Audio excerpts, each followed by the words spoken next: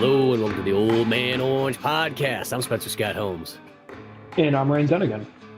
And this is how I feel like sometimes our episodes are going to come from now. We're just going to get a buildup of stuff because we're, waiting to find that proper time where, two halves of the world align. So then we just get like a bunch at once. And I mean, granted, it is that kind of Christmas season or holiday season where there's just more crap than you can kind of deal with. Even though I will say this, the movies have been kind of weak in theaters. There like hasn't been, how like sometimes like there's some years where like between November and December, like you're going to the theater like 3 or 4 times a week to catch up on everything. Like I'm looking ahead and I'm like, well, clearly got a nice space, of time to wait till something comes out. Well, I guess also at the same time when like 3 studios own everything by this point, they don't want too much overlap and too much of like competing with themselves. Because when you think about it, like, oh yeah, Disney owns Marvel, Disney, and 20th Century Fox. So okay, so yeah. I think their big one. I think that after Black Panther, their big one is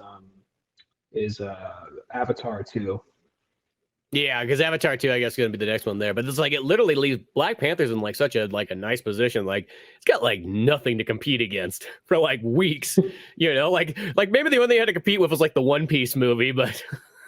And anime movies are at that point where they don't like get like they don't pull in like say like like Black Panther money, but they do good. They do good now at that point because now there's a big enough fan basis and like they're always so timid of like, all right, we're gonna slide this little Dragon Ball movie out here. We're gonna slide this fucking like My Hero Academia movie. Hopefully somebody watches it, and then like every fucking box office reporter is like, surprisingly, an anime movie did good this year. Like, it happens every fucking time. Why are we surprised at this point? Yeah, but it's probably just the older guy. Like, surprisingly, this Japanimation film that came out of nowhere, you see, like, isn't it your job to know about all movies? No, I just come to work every day, and somehow, some way, there's a movie for me to watch. I don't even watch them really. I just write reviews based on the movie poster. I'm gonna break it down. So far. I like to work.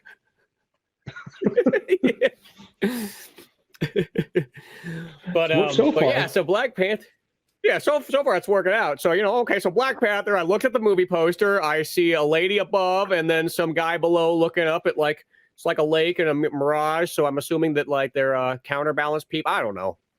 It looks. First off, Mike, which one's the panther? Because they're people. That confuses me. Yeah, I didn't see a panther there. I was expecting some kind of humanoid-looking creature to be walking around. Kind of like a Universal Monsters movie. You're like, stop random reviews based off of what you're seeing in the poster and not having any backstory. But so fun. But going into Black Panther 2, because this was one of those movies for the longest time, it was like it's been announced for like ever, and you're kind of like, well, what are you gonna do? I know it's called Black Panther 2, and sadly enough, we lost our Black Panther guy, and it just seems kind of weird. Like, no, we're gonna figure it out. We're gonna find a way. It's all gonna work out. The money's still gonna come in. It's still gonna come in. I got it all solved. That's how I feel like they were at Disney. It's just like shit. We had a gangbusters flick. Damn it. And the secret sauce is now gone. What are we gonna do? We'll figure this out. So I think that before this movie came out, we both were on the podcast. Like, I think they should just recast them. No disrespect to Chadwick Boseman. I think they should just recast them and maybe just hold the movie off to give it time to process. But like at the same time, I didn't immediately think like, well, the movie's gonna suck if he's not in it. Not at all. I just was like, I don't know. Because he's always, I guess it's apparently at some point Sherry has been a Black Panther in the comics as well. But I guess there's another part of me that was like, I only really know T'Challa and a lot of like peak characters from Wakanda whenever they hop into other people's books, in all honesty. And for a minute, he was part of the Avengers and whatnot. So, but it was one of those things where I wasn't like, I still wanted to see the movie just because I like Ryan Coogler as a director, and the last Black Panther is really good. So I'm just like, well, if he's going through with this, then he's got to have something to say. And I do think it was a ballsy move to go forward with the vision they did and make it more like everyone else in Black Panther. and then also make it a story about grief and almost make it about like kind of moving forward, but with hope, you know? Yeah, well, no, I think it definitely totally worked out. I really enjoyed the movie. I mean, probably the only thing I would say kind of against it is it's really long. It's for, in a sense, let's be honest, just a classic superhero of one character fighting another character. It's like 2 hours and 25 minutes. Like, it's like, okay, this probably could have been a straight 2 hours, and I think it would have been kind of like the nice length, you know? Not saying that like it's ever like dragging, but it is one of those ones where it's like, okay, this is not an Avengers movie. Let's just say this. It's just a singular Marvel movie. So it seems kind of weird that it has this extreme length to it. Well, I'll say sometimes when you watch a superhero movie, I mean, I think we're more forgiving of it in the 90s and even before that, where it would take forever for the character to get into a suit. This is one where it didn't bother me because I guess enough superhero shit was going on throughout the whole time, and it's about building up to become the next Black Panther. But at the same time, there was this. It didn't really feel like I was never bored during the movie. No, I didn't really feel the runtime. I know it was like their second longest movie, I guess, but it did not feel like over. And I'm gonna say it pulled something off. It pulled something off that I didn't know was possible. I walked away liking Namor because guess what? I fucking hate Namor. I fucking hate Namor so much. All he does is, because in the comics I've read, all he does is he just comes in looking like fucking Leonard Nimoy from the fucking 70s and just kind of sneers, talks shit to everybody, and then like the only way doesn't wear pants, just to top it off. And the only way you can get his respect is to beat him in combat. And guess what? He's working with everybody eventually. So that means everybody at some point his fucking bitch slapped him. Okay.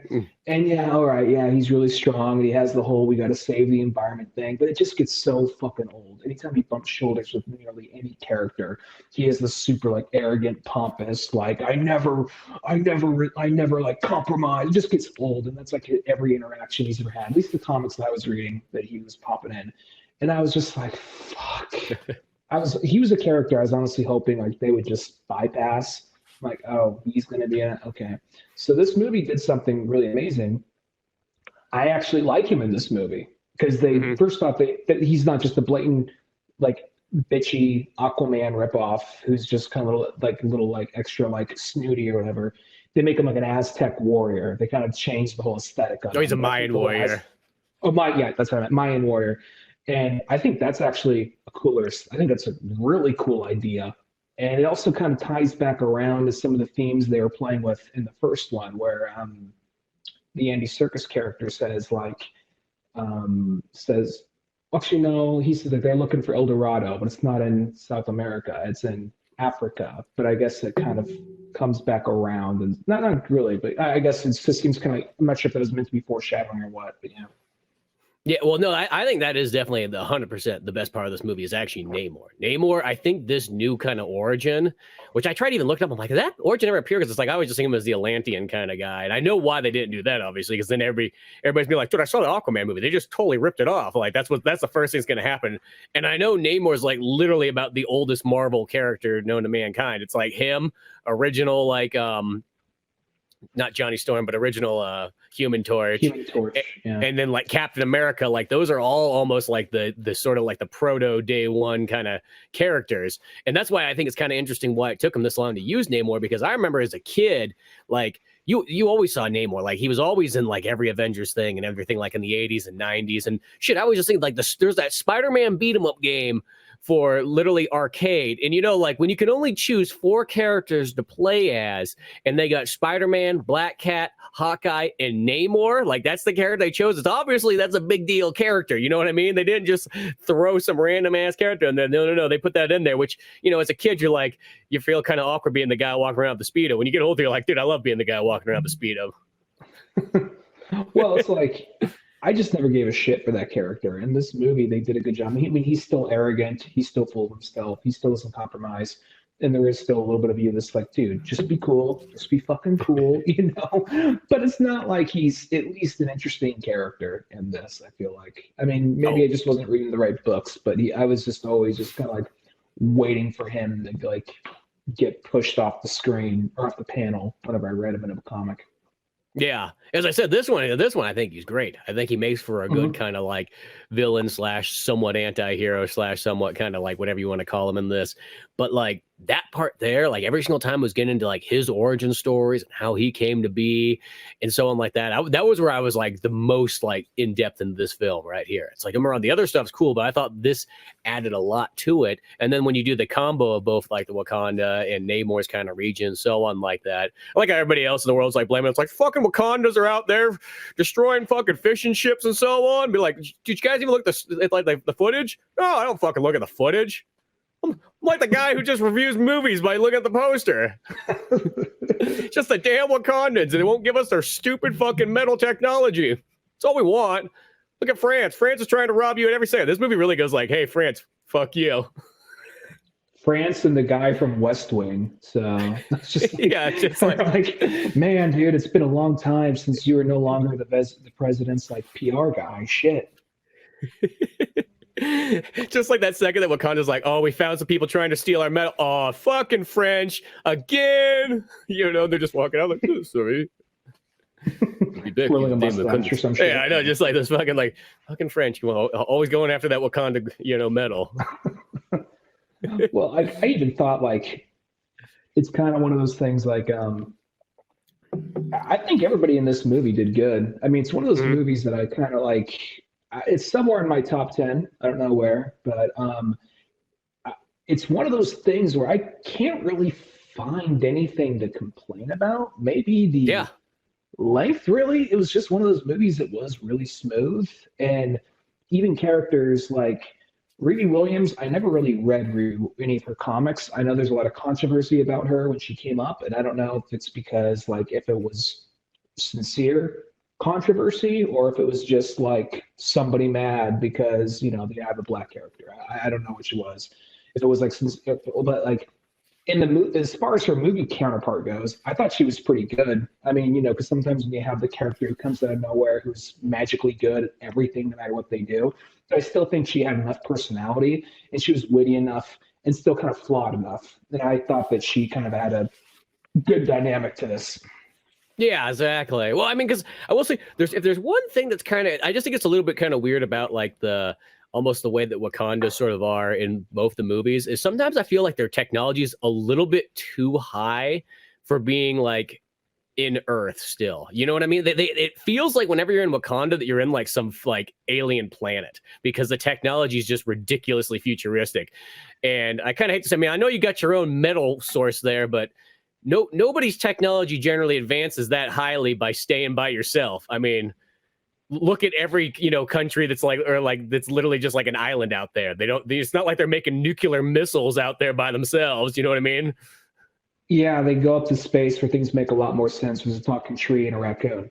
Yeah, but it's still one of those ones. I just feel like that's the only thing is like I feel like that sometimes the Wakanda technology needs to be just toned down just a little bit. It could be highly advanced, but like.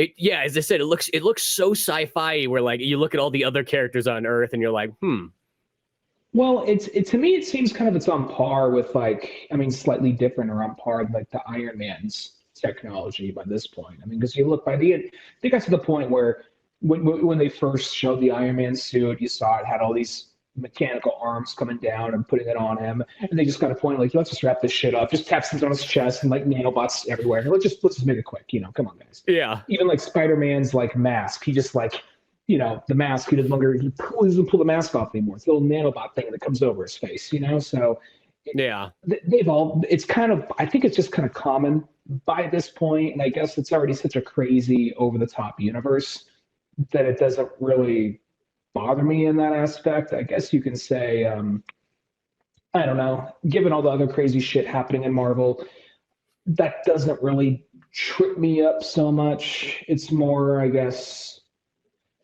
the whole thing about being isolationist and having that being that far forward. But I guess if the idea is that they've had vibranium, they've at an early stage got a heads up on the rest of the world or something. But it's one of those things that like I never really put a whole lot of thought into it in all honesty. But It's one of those, I just notice it every single time. It's just because you look at it and it doesn't feel like it's almost like when you have too much futuristic technology. If it was just a little bit, I would be like kind of believe, but it's almost like it's like ridiculous. It almost feels like they're like 500 years in the future or something like that. There, you know. I guess it's meant to be kind of like an idealized future type of thing. I think it's meant to be something kind of like something to strive for, something we would like to have, kind of like Star Trek, but in Africa, kind of thing, you know? Yeah. I also like how the Wakandas are like the second that somebody else finds a vibrator, it's like, well, we have the copyright on that. Nobody else can have it. Just be like, sue. It's just like, oh, actually, apparently these Mayans have it too because they found it. No. Believe me, the second that the rest of the world gets it, Wakanda is not special anymore. I feel like that's what they're like getting at. They're like, this is what makes us special is vibranium. You guys got a lot of other stuff going. No, it's all about the vibranium. Well, I guess they brought up a few times that the vibranium, that like the reason why they don't share it with the rest of the world is because like, what the fuck are you guys gonna do with it? Look what you're willing to do to get it. And I can honestly see that, and I can honestly see like that would be some shady shit like that. Even the idea of like, hey, it's easy, it's not detected by metal detectors, it's not. There's like a bunch of things they said that by the benefits of vibranium. So I'm like, I kind of get why, and at the same time, they've never attacked their country. And I know it's all a fictional world. Who knows what? Who knows what a power like that would be with that much weapons in real life? Mm-hmm. But in the context of they already set up a universe, I kind of get where they're coming from. It's like when you're playing Civilization and then one of the other countries tries to bully you into getting nuclear power from you, and you're like, no. Why would I give somebody I don't trust nuclear power technology? You know what I mean? Like, exactly. What, like, hey, I know we were just on a nice like boat ride and you guys kind of busted in, but yeah, take it. Why not? It's cool. I mean, you guys what are they gonna do? You kind of like scoffed and rolled your eyes at us whenever we walked in the room before you knew we had all this shit. And now you know we got it. Now you suddenly want to sit at the same lunch table? Fuck off. Yeah, exactly. But yeah, no, I think that overall movie, I think one of the other best parts too is this movie's played straight. There's like barely any jokes. And if there is, they're like good jokes. They're not like corny, like, oh, let's throw in a goofy rap song right here just to make it like make, people chuckle in the audience and stuff like that. Doesn't have any of that kind of stuff in there. And I mean, granted, it's like, this is the thing is like, I wish all the Marvel movies kind of played is like straight and serious as these ones do. I think there are the ones that do have like, sometimes I think something that kind of got Marvel, it's kind of like a give and take kind of thing. I think sometimes Marvel can come across as like, hey, you know what? I think what got them the foot up in the first place is like, they know there's a lot of people that scoff at comic book movies. So they're like, all right, go in there with a little bit of tongue in cheek, go in there with a little like self-deprecating humor, and then catch someone's dad off guard, or catch someone's uncle who's into his third beer off guard. Like, oh, I know that reference. Or, oh, that's kind of funny. Oh, okay. Oh, yeah. I know Redbone. Okay. So then like suddenly, then they rely on that too much, and then we get like Thor 4, or yeah, like even Thor though 3. Even though I like 3 more than 4. Even though I liked 4, I definitely understand all the criticism that movie gets. Or like there's there's another one that came out. That's the thing. I usually could probably name them off the top of my head. This Marvel movie, that Marvel movie. There's so many now. I'm like, shit. Yeah, there's one that came out this year. Yeah, or like Ant-Man and the Wasp, the second one. Yeah. So it's kind of like after a while, like it's like. I got an example. Like it's like in Thor 3. Even though I like Thor 3, there's that moment in Marvel movies where they would like do like the typical triumphant superhero moment and then like follow it up right up with a joke, just because you weren't expecting that at the time. But now you can almost kind of bet there's gonna be a joke right after to kill it. Like the part like in Thor 3 when Hulk's like, you know who I am. He jumps out out like the building or the spaceship, whatever, and face plants on the ground and just looks. This guy goes back to doing what they're doing. Like I kind of knew that was going to happen by that point, Yeah, well, exactly. I mean, I get it. I'll say this. Yes, that works on the generic audience. Like that work. Those kind of things work to get like that 90% in. But I feel like they're kind of like whenever I see those kind of things, it's like those are kind of offensive to like the 10% that are like that actually really care. You know, it's one of those kind of things. And at least with this new Black Panther, I just said it's like I like the way that it played. It was just like it was a serious movie. You know, nobody was slipping on fucking banana peels or anything like that. You know, like they just played it straight. It wasn't like a parody flick. It wasn't like any of that stuff. And I think that's what made it good. The action was badass. The characters had good origins and so on like that. It makes sense that I think that his sister would just be the next Black Panther. I'm like that seems like the most logical choice. You know what I mean? Like my favorite character as far as all the Black Panther although Wakanda-based characters are Okoye, and I think that because she was in the other one a lot, and she had moments throughout the other movies, but this one she really gets a chance to shine, and they really break her for a minute, and then you see her kind of come back up. To be honest, I kind of like it more without the costume. I'm assuming that's something from the comics, the blue Iron Man suit or whatever. But at the same time, though, like I really like what they do with her character in this, and freaking Angela Bassett's like, I'm gonna bring some Oscar shit to this. Get ready, you're watching like a historical drama in a couple of scenes. Yeah, exactly. No, everybody they like totally killed in that. The whole thing. The whole thing really is good. As I said, I say it's long, but it's not necessarily like a bad long thing. It's probably just does it. So it's just maybe just that fraction longer than it probably needs to be for a movie that I'm just gonna say it is a one-on. There's multiple characters, but it is kind of like a classic superhero style of like one character versus another character, and let's see their kind of origins in between. Well, something else this movie does is because for a while there's that. It's like I said, it's kind of a give and take thing. It's cool that I can think of moments where it's cool that it happens, and there are moments where I'm like, okay, do we have to make all the connections right now? Like for instance, I think we are all pretty excited about Spider-Man No Way Home, and then, seeing the other Spider-Mans and villains from the previous movies come in. That was all awesome. But then after a while, there becomes this big thing where everything seems like it's prepped. Like we're only watching this to see like a teaser or like a character implied to come in later or something. You know what I mean? Yep. So the idea of like, I was a little kind of like, because I heard Doctor Doom was going to be in like the mid credits or post credits or something, or he was the one who killed T'Challa or something.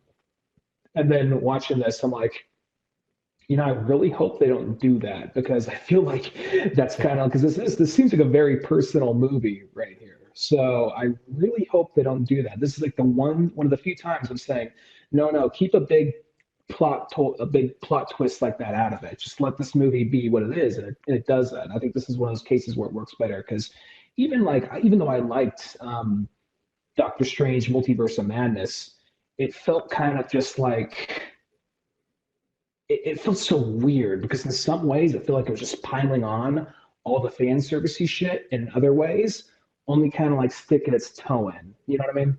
Yep. No. Yeah. That's how I felt too about that one. It's like that.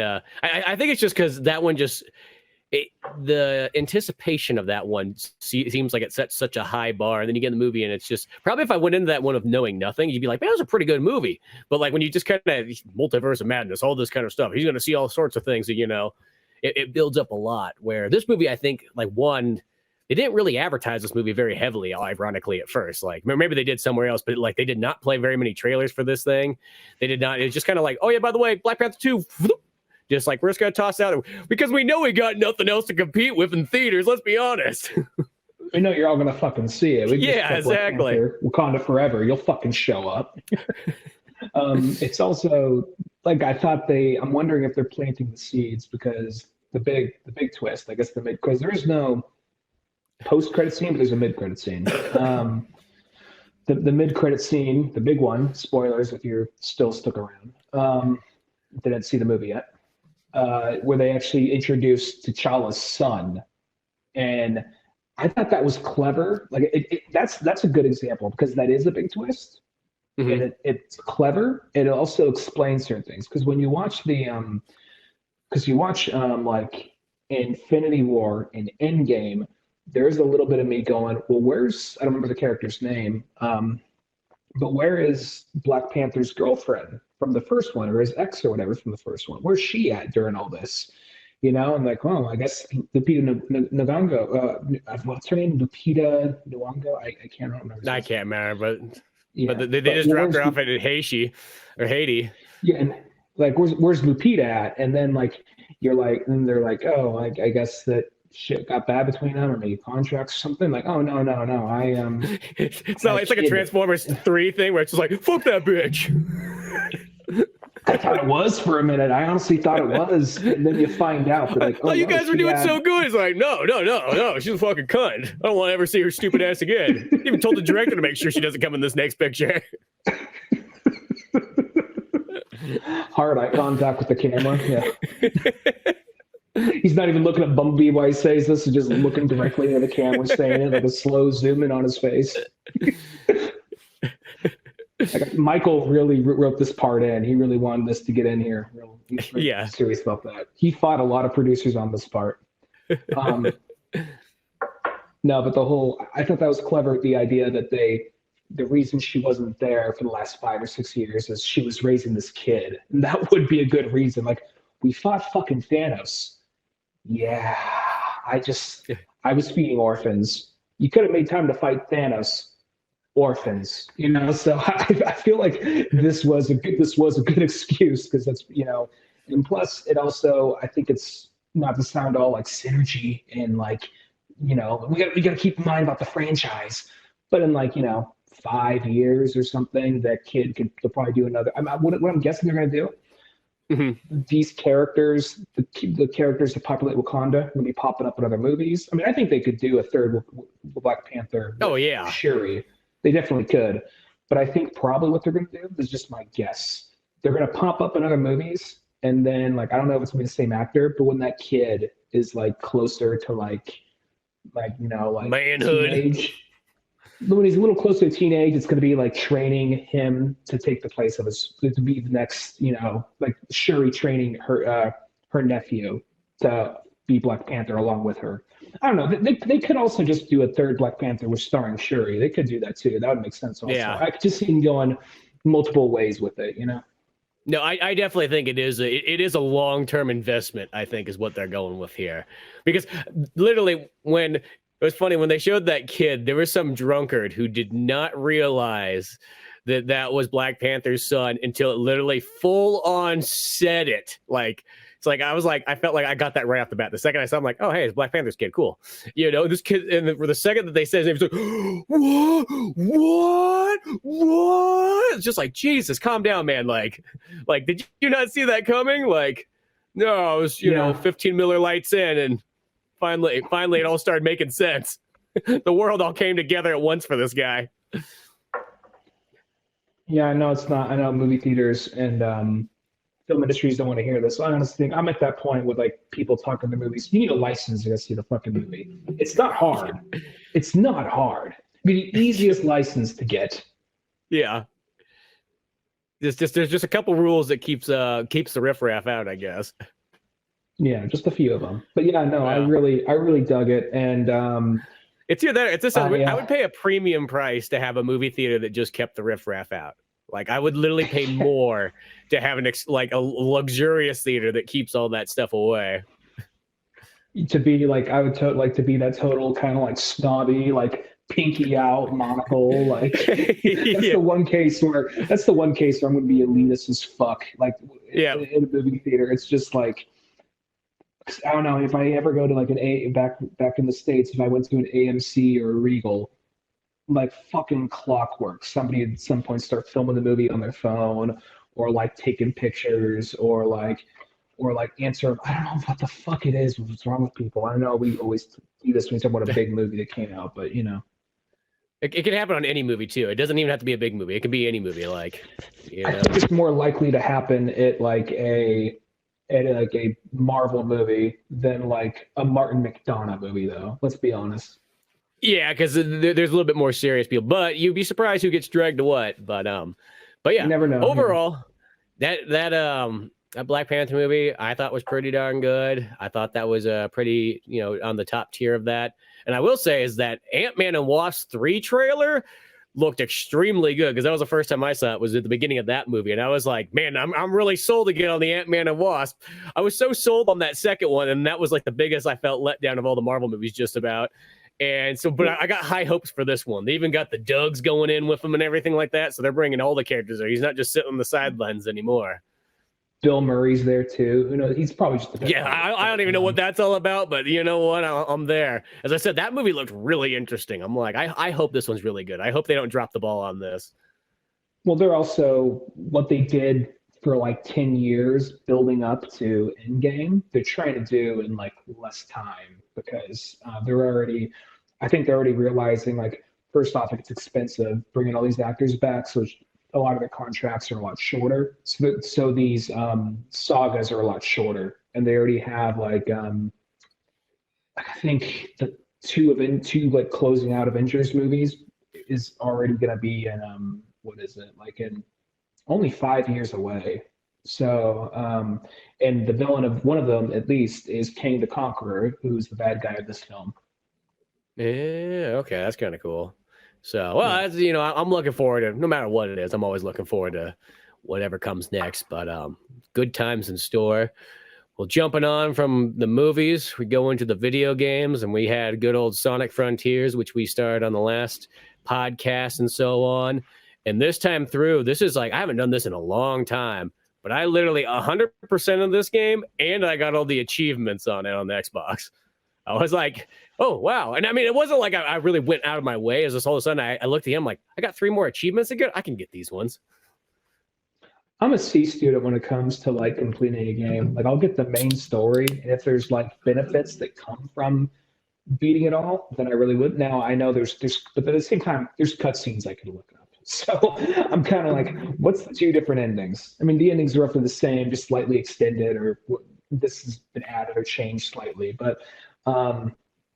So I'm kind of like, good enough to beat the game. I got shit to do. So it wasn't really that much extra work realistically to kind of get this. That's the thing though, is like, it felt like just my normal playthrough. I was like, oh shit, I was pretty much just about there. It was just like that one where it's just like, you just need to go back and just do, maybe just a little bit more work, and you're 100% it. And I was like, okay, I can do that. It wasn't like one of those games where you're like, oh shit, there's like a second half of the game to pretty much get the rest of that. This one was kind of one of those ones where it's like, oh, hey, well, I'm already practically there. Might as well just fucking finish those last couple stairs. So I'll say this: last episode, we kind of came in with first impressions, and then now we're closing out with closing thoughts on it since we both finished it. And I can still say I mostly feel the way I did when I first started playing it. Like it's a flawed game, but I overall like it, and it's definitely a step in the right direction for Sonic. But I have no problem saying this. I fucking hate that third bullshit fucking island. Fuck, and it makes me sad because that's the island where you kind of start to pick up on more Tails' side of the story. Mm-hmm. And to me, I mean, yeah, sure, you have all these people who like, oh, my favorite character is Shadow. My favorite character is like, Blaze or whatever. Like, yeah, no, they're all cool. They're all cool. But for me, it's literally the order that you think: Sonic, Tails, Knuckles. That's literally my 3 favorite characters in that order: Sonic, Tails, Knuckles. Mm-hmm. And so when we're building up on Tails' story, and it's like, God, I like what's going on in this. I just got to suck 85 dicks, like dicks covered in barbed wire, to get to this point, So cause I fucking hate that third map so goddamn much. Holy shit. There are times I found myself yelling at my Switch. Well, and I'm going to say this because that's the thing is like, I mean, this game, I will say, I think it's the best Sonic game since Sonic Adventure 1. Like, it's that good. Like, I still really like Adventure 2. I actually think I almost, because Sonic Adventure 2, don't get me wrong, I like Sonic Adventure 2 a lot, but I think this one, it almost was pretty dialed in. I mean, there's still this like those little frustrations that they're in all Sonic games, no matter what. I feel like there's some frustrations I don't know how you get away from. It's because of the way Sonic always will move fast and dart and so on. But I will say that third island, that's the only, you know what, it's multiple things. At first, I'm going to say this right off the bat, when you get to that island, okay, the Knuckles one, okay, the Amy's one, you're in kind of a green zone, trees, forest, all that kind of stuff. Then the Knuckles one, you're in a desert, and it's one of those ones where it's like, oh, okay, whatever, a desert. You know, deserts sometimes are kind of hit and miss whether I like them or not in kind of games. Sometimes they can be kind of cool, and other times they can be kind of like, it's the kind of the bland world and so on like that. You know, and that's how the Knuckles one was. Went bad, you know, just kind of, you know, but then you're like, cool, I'm past this desert. I bet you the next one's going to be cool. I bet you it's going to be like a snow zone, or it's going to be, you know, something kind of exotic and everything. And then you kind of get there, and on paper, it actually would sound kind of cool. Like, what is it? You're on a volcano. Well, that sounds kind of cool. But then you see the way it looks, and it's just like, it's even more drab and barren than the desert is. The only thing that really makes it look kind of interesting is the little bit of hot lava that will brutally murder you if you get anywhere near it. Okay, so there's that. And then what bothers me is when you're trying to progress, because a lot of times, half the time, you're like, okay, I got to climb up this mountain here. So what do I got to do? Oh, well, there's a bumper right there. That will probably shoot me on up and everything. And the thing that drove me up the wall more than anything else in the Tails world is that you would hit those and it would turn it into that stupid 2.5D gameplay style. And you're like, no, I don't want to go get the stupid little Tails wrench. I just need to get up this mountain. And now I'm stuck in this course now because I jumped on those things. And I got to the point where I stopped, like, I never hit the bumpers or anything like that because it just wasn't worth it. You know what I mean? No, I'll figure it out. I'll forcefully make Sonic get up that mountain. Yeah, that was my thing. Because earlier I talked about like a big like fuck up of this game is going into the two things. Stages. The stages. Now you can get better at them but you have to kind of go against how you usually think you play against Sonic. You can get better at them. But by that same token, I can get really good at eating shit, and after a while, you probably have a preference of what type of shit you want to eat. But at the end of the day, you're still fucking eating shit. So I'm like, well, why the fuck? That's kind of how I feel about like those like the cyberspace levels, just because it's like they wanted to do the boost formula, which they could have done, but they just kind of had like this other Sonic in there with different physics, so it didn't play as smoothly. So you kind of had a you're kind of like you said earlier, playing with like an arm tied behind your back, sort of. And then they do the ones where it went sideways, the 2.5D thing, and it was so stupid to me that I'm no longer in cyberspace. I'm in the open world. I'm in the open world. I can go anywhere, but I hit a bumper and I'm on this thing, and suddenly we're doing this 2.5D shit, and there's like a bad guy shooting at me from across the way, and can't do anything about it. I could just run around it, but I hit a bumper and I'm at the mercy of the fucking bumper. So here we fucking are. So don't be wrong. I know, like saying like I think the reason why I'm not coming in is optimistic, or like I still like the game, but the reason I'm not coming in is like happy. It's like, you know, because I really like the first level. I really like the second level. I just didn't like the subspace stuff. But the thing about the cyberspace stuff is, once I found out about Big's fishing game, I was like, oh, I can just like buy my way and not even bother with getting those stupid fucking Volt keys. I can just buy this shit. Okay, now it's a problem. Sonic, you want to hold my rod? How badly do you want it? You want to find Froggy? We can find him together. Nah, Big, I'm good, man. Good. Let me do a reach around on you, Sonic. Let me just give a little tuggy wug right there. Let's see how fast you really are. Yeah, you ain't gonna be too fast from Big's big hand. Oh, I'm sure. Big, you know, at first I thought fishing with you was kind of fun, but I think I'm gonna get raped. Yeah, sure. You can run fast. What good is running when there's no door? You can't. So it's like, can't escape Big's fishing game. No, I will say, I think that's actually one of the best parts of that Sonic game is the fact that there's many different ways you can kind of go about anything in the game. And if you don't like one aspect of it, there's another way to get those points, or there's another way to get whatever you need to unlock stuff. And I think that's kind of cool. And the game doesn't do the thing where, like, because at first I was like, is this game going to literally make you have to collect like every single one of Amy's hearts and every single one of Knuckles, whatever, badges, and so on? And it's like, no, that has nothing to do with the percentage. That's just there. Like, whatever way you feel like getting them, that's all that matters. If you want, you could literally just spin around on the ground all day long and do that, like, that circle spin thing, and shit will keep popping up that way too. Or you go fishing, or you go collect things, or you go kill things. It doesn't matter. And I think that's one of the coolest aspects of the game, is that it's like, it's literally sounds like some fucking, like, you know, whatever, like Burger King commercial back in the day, or maybe Subway. Subway, have it your way. I think both of them use some version of that, you know. Yeah. Like, don't let Jared the man tell you how to order your sandwich. Let Jared. He loves kids.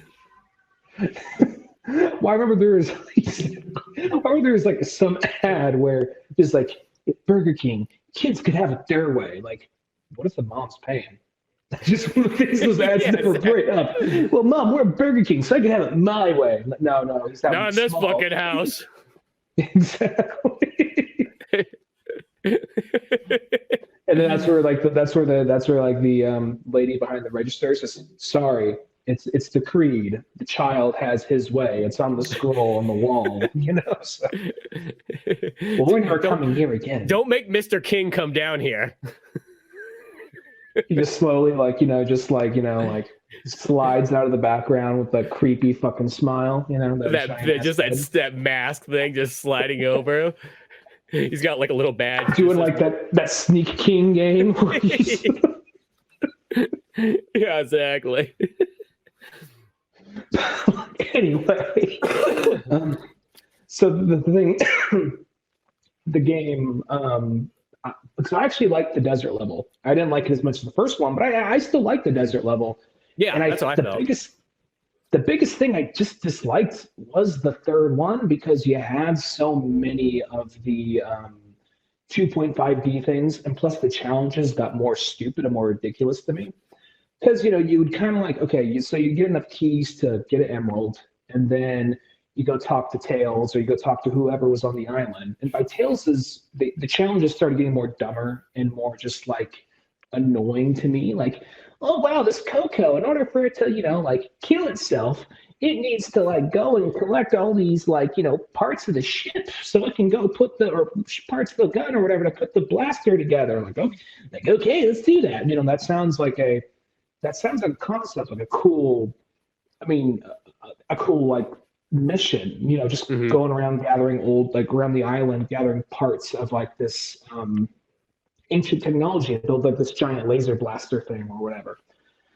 But what do? You're just on these fucking platforms. Like, you got 60 seconds to break all these fucking platforms. Have fun. And I'm just like, oh, God damn it. You know, it's just one of those things like, I don't mind trial and error in games. And that one wasn't as bad. It was more just tedious, just because, like, you know, like, the game wants to present this sense of grandiose, and there's like good themes in the game, and it's probably the most well-written Sonic game to come out, because Ian Flynn's doing the scripts.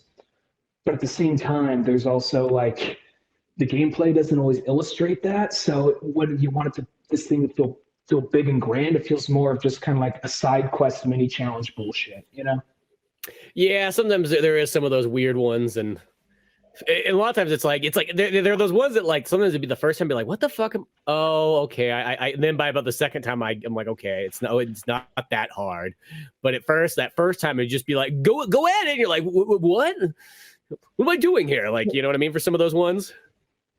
Yeah, well, some of the trial and error stuff annoys me, because it would hit you with stuff like, okay, so how do I put this without sounding like a total bitch? There's sometimes those things in a trial and error in video games where it's just like, okay, I'm meant to just kind of figure it out and just try again and do better the next time. I get that. Sometimes, though, they decide to put the fucking surprise, too late to go around and fix this, and you're fucked. They put that like 3/4 to the end of the challenge, or halfway into the challenge.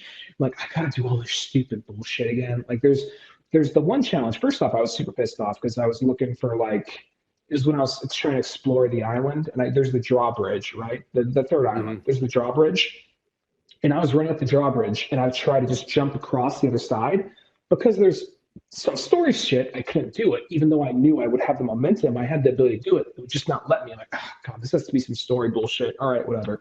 I'll come back to it later. And then when that opportunity came, it has a cutscene where he runs, he jumps, and he has to jump over. And then there's suddenly all these obstacles in the sky. He has to zigzag and zoom through. It's like the first 2 or 3 little obstacles aren't so bad. I think it's this point where there's like, okay, most of the screen is covered in like spikes. And then there's like 3 or 4 of the bad guys. You have to attack one of them to go through. The thing is, you don't know which one to attack, because one of them you could attack and there's a bumper and that just sends you right back up.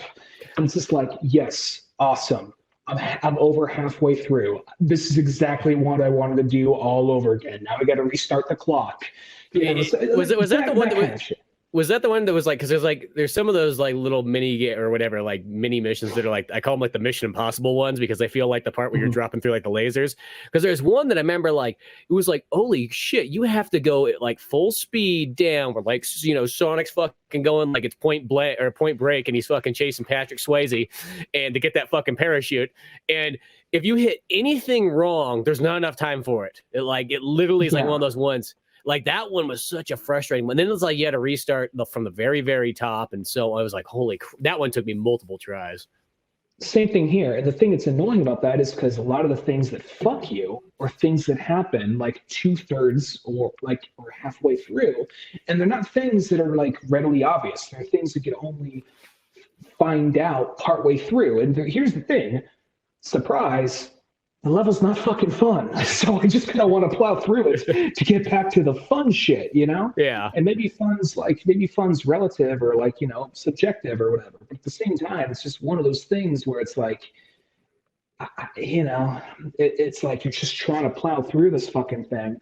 And then you suddenly come across 3 options. You don't know which one is the best. So you just like, well, I mean, there's 3 bad guys. I guess I have 3 of the same choices. Oh, no, I don't. This one is a spring that sends me back. This one is like just one of those little rings things that takes me in a little ring thing and then shoots me back up the other way. I'm like, why is this there? This wasn't fun the first time around, you know? You know what logic I learned after a while when I was going that? I'm like, oh, I have to go with Donkey Kong Country logic. Like in Donkey Kong Country, you pretty much can always trust the bananas. The bananas never lead you astray. So if you just see random bananas going down to like the depths of hell, there. But I noticed the ones, it's like every single one where it was like the right one had just a little bit of rings above it. It was like, oh, okay, so I gotta trust that to get through. Because the ones that don't, but it's kind of like you're falling in the air. You know, if the first time you're going down, you don't have time to think about that. Maybe I didn't see the rings, but it's also, I mean, this isn't me trying to be a kid blaming the controller, but I'm also on the Switch, so shit's not as clear as it would be like on a PS4 or PS5. Now, I'm not saying that alone, maybe because I would. Usually, if I saw trail rings, I'd go that way. But there's some times where maybe I'm a fucking idiot, but I just don't remember seeing certain rings in certain spots. You know what I mean? Yeah, well, I could kind of see that because even on the Series X version, it still had those there were still draw distances in the game that you could kind of, you know, you couldn't just look off into the distance and just see everything. You know, you still had to get kind of closer, and then it started putting those images into place and so on. A lot of pop in, yeah. You know, I mean, for the most part, not the biggest. It's just like light things I would notice, but like, you know, not the biggest thing. I mean, it's kind of like the controls in this game. It's like once I sort of got used to like Sonic utilizing a lot more controls than you're kind of used to, where it's like, okay, everything's got its own thing. You know, you got jump, you got slam, you got the homing attacks on its own button. You know, L3 does the ring dash, and you know, all this stuff. Once I sort of got used to that, because that was the thing, is like at first it was just like, why there's so many buttons for Sonic? Oh Jesus! Like I felt like it was just like overwhelming. And when I got kind of more used to that, that also made kind of like the arcade sort of stage levels a little bit better, as long as they weren't the stupid 2.5D ones, which I started thinking about as I went farther on. I'm like, you know what's the weird thing is I've never liked these 2.5D ones, But I started thinking about, I'm like, these levels have been around in this style for like 15 years almost. So I hate to sort of say it, but it's kind of like, I bet you a lot of the average players, that's the norm. They're used to Sonic moving like that. You know what I mean? I think it's just us old crusty fucks that don't like the way that Sonic moves in those weird 2.5D ones. But I bet you every kid's like, what do you mean, man? That's how fucking Sonic's always moved, you fucking mook. Well, except for I'm not calling you a mook, but yeah, boomer probably. Yeah, so it's like, it's one of those ones, but as I said, I got more used to them. The only Sonic levels that are weird is once in a blue moon, he has those ones that the best way to sort of call it is like, it's when Sonic starts moving like a crappy race car.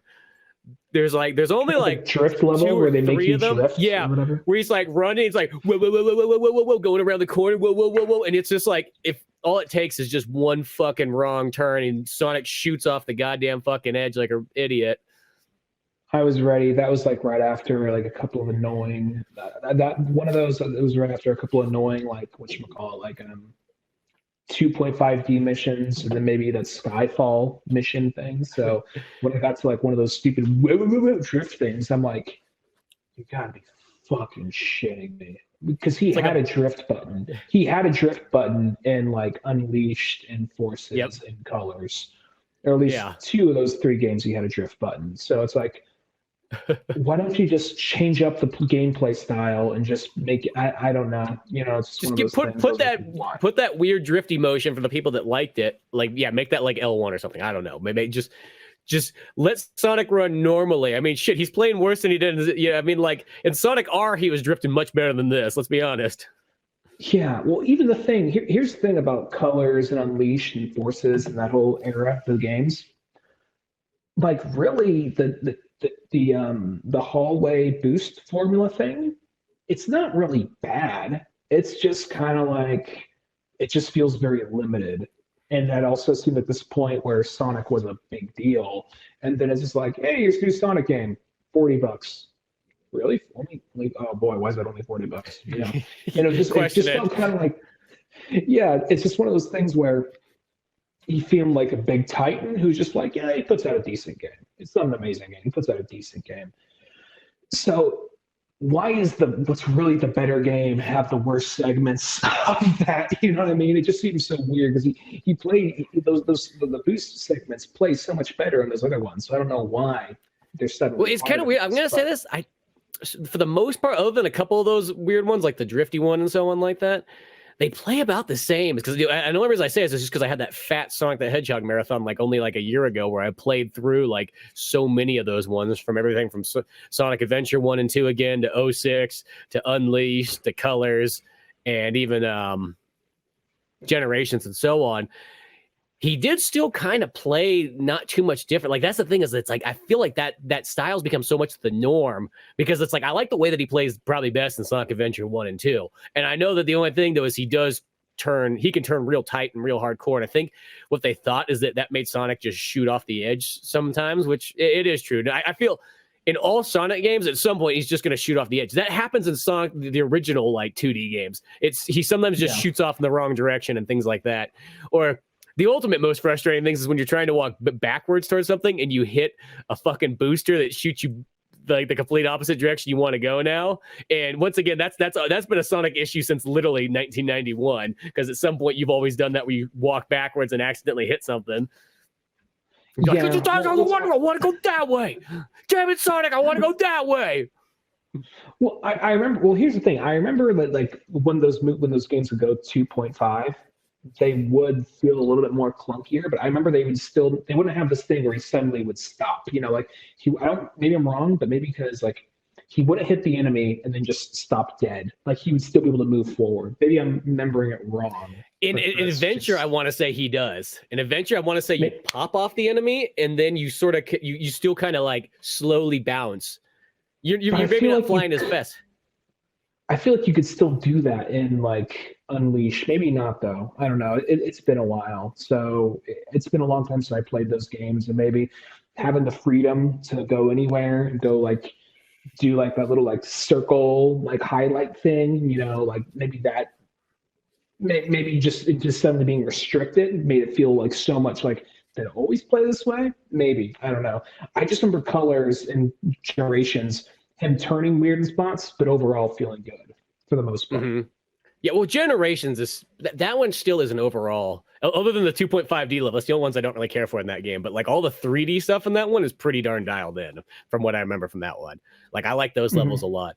You know what I think the big difference is in this one is because Sonic has, because he has the R2 like speed up thing, which is kind of like your other homing attack without being a homing attack. Because that's what I sort of learned is what you had to do is when he stops dead in the air is you would hit R2 next and then he would shoot forward.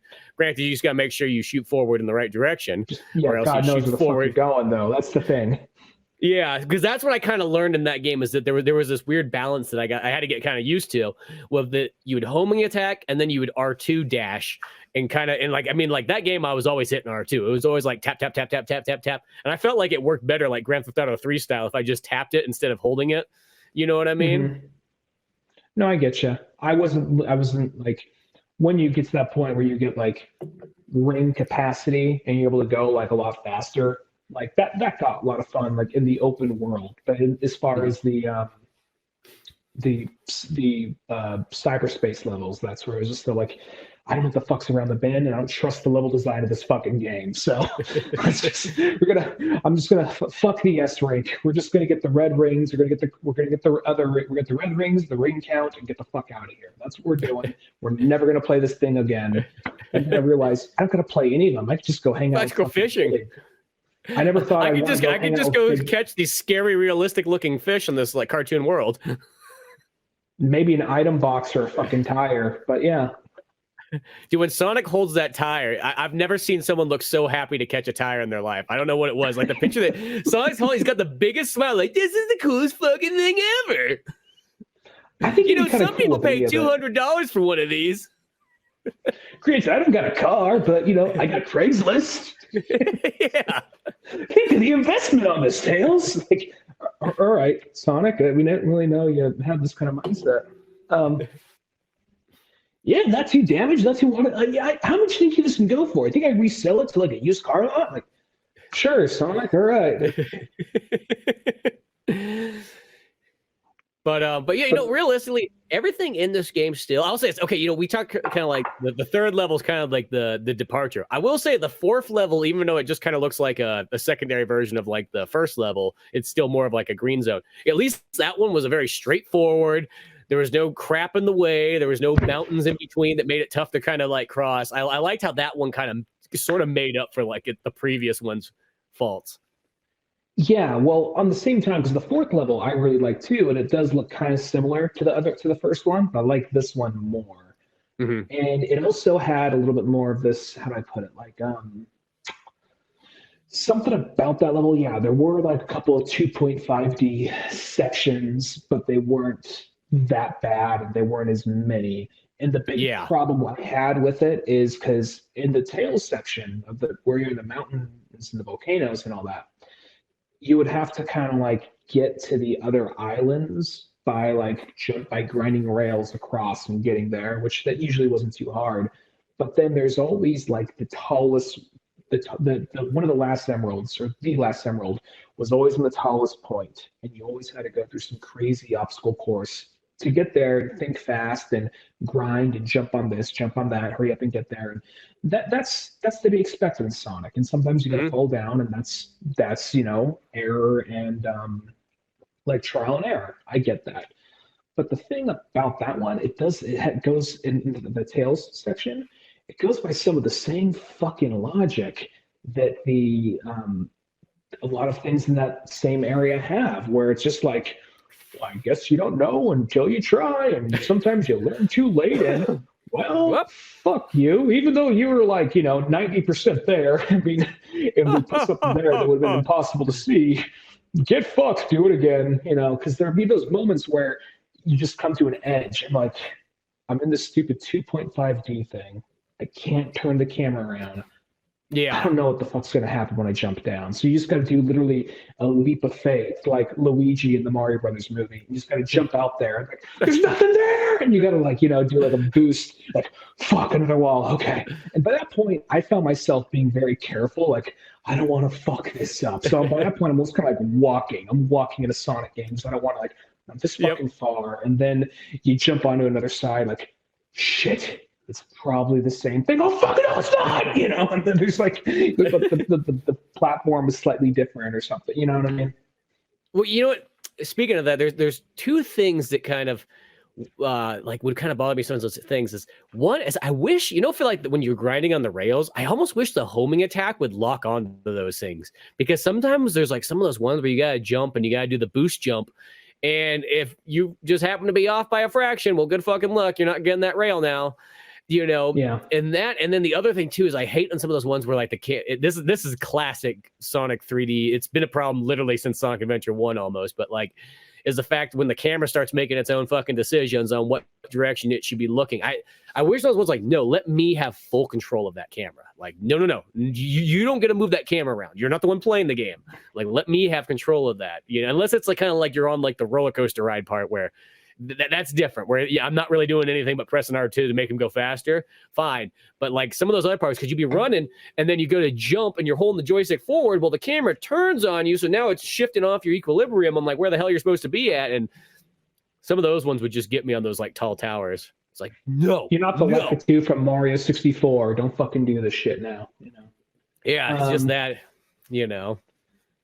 As far as we haven't really talked that much about the story. I'll say the story is pretty kind of like cut and dry, but I'm going to say the thing that I think really makes it stand out is the dialogue and characterization. And I'm kind of wondering what they're planning for the future, because I think one reason I'm a little frustrated with the game is that Sonic is kind of riding high, and it's not because of the games.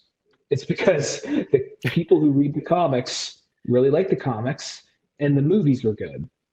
So now it's like, okay, games, let's fucking play catch. Let's fucking play catch up here. Let's make this happen. And then it's been 5 years since a mainstay Sonic game came out. 5 fucking years. It's usually every Sonic 2 Forces years. and Team Racing were the last two, I think. Well, Team Racing is not even a main game. That's just like a spin-off game. Well, they came out like at the same time though, so it's so like Forces was like the last mainstay game, so it's like, come on, what the fuck? Why is it taking so long? And you realize this game, apparently, I don't know, apparently it was more of a skeleton crew that worked on this. It's like Sega, other than Coleco machines and probably investments you have, what the fuck are you doing? Put money into this. I don't know what's so fucking hard. Why are you so afraid to spend money on Sonic? You see how much it's fucking coming back to pay. I'm not going to go and blame the developers, and even some of the shitty like level design stuff. I almost feel like that's kind of like, we got to get longevity out of this, guys, because otherwise they're going to beat this thing too fucking quickly. You know what I mean? I still don't like that, but it's just one of those things like, Sega, what the fuck? Throw down more money for this. Yeah, well, because I will say, because that's the thing. This game, overall, I think the game's awesome. As for a Sonic fan, it's definitely a step in the right direction. It's got, the classic Sonic issues, but everything else is still probably more dialed in than many other ones and so on. But it is that one where it does kind of feel like you are playing like kind of like a secondary studio game. Like it's weird to think it's like this is Sega. And granted, I know Sega's been on hard times for 24 years or something like that, but it's still that kind of thing where it's just like, dude, like you are like your name is still stronger than most even other people's names and so on like that. And granted, it is that one where maybe this game will finally kind of show that like, hey, you know what, the Sonic thing's good. People seem to like this game. It did kind of well because there is that kind of thing where I would like to see like in almost a future version of this kind of game, or like in like the next one, is to see like, because one thing it's like they do it in stages, which I think that like I kind of expected when they kind of said that Breath of the Wild style. I think it'd be kind of cooler if it had that one where like you could be running through the forest area, and as you keep running, it starts to fade into like a desert, and then if you keep going, it turns into an ocean world, then it turns into, you know, a snow world, and so on and so on, and then it's a robotic city kind of area. Like I think it would be cool to see a Sonic game that was like that, and I know that's probably taken a lot of Sega resources and computing power that, you know, they don't got all dialed in for something going that fast, but I think that would be kind of the cool way to sort of go about it. They sort of did the thing where it's got like the mini worlds, I guess you say they're still good size, but like the mini open worlds, and then it goes into levels, so it's halfway traditional Sonic, halfway kind of a new experimental system. I'm at that point where, and this isn't me trying to put down the development team, it's more me talking shit on execs at Sega. I think, and I realized I was going to talk about the story, and then I just veered right over to the gameplay again. But I was going to say this. I honestly think they're at that point where they should just lease Sonic out to different studios and just take a cut. Just say, hey, the game has to have some of this, has to have some of that. And beyond that, just keep it speed oriented. What do you think you got? I honestly think they're at that point. They should, because Sega's not throwing down the money for their own Sonic team to get this shit done. You know what I mean? Yeah. They're just not. And I feel like what like Sonic Adventure 2 felt like a big deal. And then Sonic Heroes and Shadow the Hedgehog came out, and those seemed like they're being kind of experimental. Like, you know what? We're going to bring it back. We're going to bring it back with Sonic 06. We all know how 06 turned out. They just pushed that thing along. And if it was fine-tuned, maybe that would have been a really good game. Yeah. But then after that, everything until then seemed to be just kind of like cheap, quick, easy games, like Unleashed, like Colors. And yeah, sure, they're enjoyable, but they're not like, they don't feel like a big deal. Where this one feels like not the biggest deal, but it feels like that middle ground between, say, Sonic Adventure. Like it feels like say bigger than Sonic Heroes or Shadow the Hedgehog. Yeah. And bigger than like Unleashed, and not as big as like, say, what they wanted those six to be, or what they wanted Adventure to be. You know what I mean? Yeah, definitely, because Adventure 1 and 2, like those do feel like legitimate big games, and you know, especially for the time and all that kind of stuff. This one does feel like, once again, it's in a step in the right direction, and I think this could actually lead some people that may have jumped the Sonic ship many years ago back onto it and go, hey, there actually is a pretty fun and enjoyable game in here, and so on like that, and it's kind of different but still feels classic and all that good stuff. You know, there's those kind of elements there.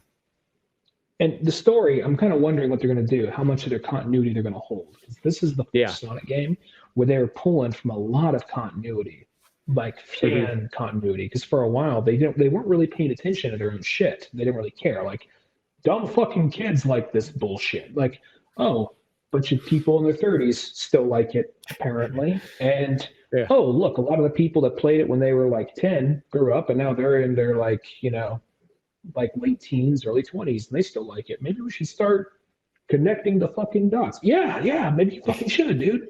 Yeah. And because they make references throughout the game, and yeah, it does feel a little like, hey, Lois, remember that time? I'm stealing a joke. Now. Somebody else like Channel Pup actually made, YouTuber made a joke like, after a while it does feel like, hey Lois, when that time we went to the fucking Mystic Ruins. So but at the same time though, it does do that a little bit, but Sonic hasn't done that in a while. I mean, yeah, we've seen like Green Hill a lot, but as far as like referencing Chaos, referencing Omega, referencing like the people from Sonic Lost World. Yeah, they reference Tangle. Tangle is apparently officially part of the continuity now. Yeah, so there's a lot of interesting stuff kind of thrown in there, which I think they mentioned Styx. She's in Sonic Boom. They mentioned Styx in this. So yeah, who knows? So yeah, they mentioned all kinds of stuff. But one thing I do have to say, speaking of referencing older stuff, I know this comes back to like maybe like one more little frustration thing here, but that pinball game, Jesus fucking Christ, you know. that pinball game was like, at first I thought it's like, oh, okay, it's just gonna be fun. It's a simple pinball thing. It's good making kind of a reference here and something like that. It's just like whatever. And then it's like, no, we want you to get like the highest score ever on this game. And it's like the only thing about pinball is I kind of hate to say is like I love pinball, but let's be honest, pinball is like 75% like random occurrences. You know what I mean? You do very little except for control those two little paddles at the bottom, and then everything else is left up to fucking God. Like what's gonna happen from this point on? So I don't know how many times it would be going boom, boom, boom, boom, boom, boom, boom, boom, boom, and then it kind of goes oh, and then it does that one where it drops behind. And every pinball machine on the planet for some reason has that where like. There's like, it could go down to your paddles or it just goes off to there and guess what? You lose. And it's just like, but I had no control over it. Well, so is life. You know, and holy crap. Like, I felt like it was just by like sheer dumb luck that I was able to beat that one. So here's the thing about that. I looked at a couple reviews before I actually bought the game. And every review mentioned the pinball thing. And see, then, I didn't look at anything. You know, that came up as me as such a surprise. And then even though I got a head start on the game, you cranked it out in a weekend. And then you told me like, holy fuck, dude, there's this pinball part. And then I got to the pinball part, like, all right, this must be the fucking 8-foot dick they're warning me about, you know, not to bend over in front of. So here we go. And then I get to it, and then I'm like, no, I'm not feeling this. And I want to beat the game, but I'm not feeling this. And I have zero shame because I got other shit to do. So I just put it on easy. And I just want to get the shit done, see if that made any difference. And the difference was it added, maybe the points went up whenever I got I don't know if that was the case, if the points went up, but you get like little like protector bumpers at the bottom that have one chance on each side.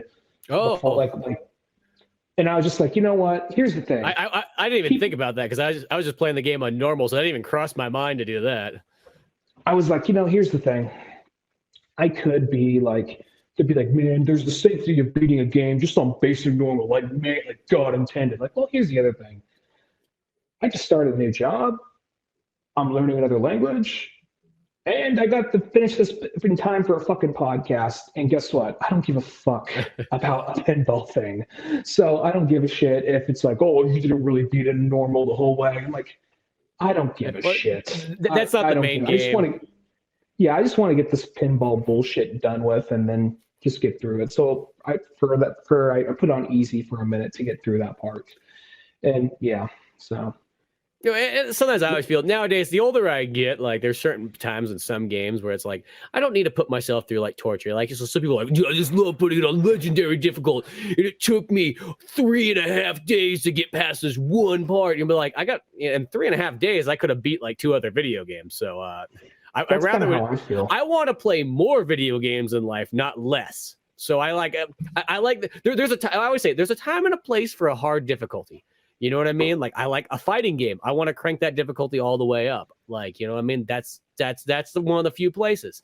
But everywhere else in life, you know, Contra. If I want a hard difficulty, I'll go play a Contra game and I'll enjoy it because that's what you're getting into. But everything else in life, it's like, no, just keep it down the normal path. You know, normal's good enough for me. I don't need to sit here and torture myself. Yeah, and it's like, well, I'm not.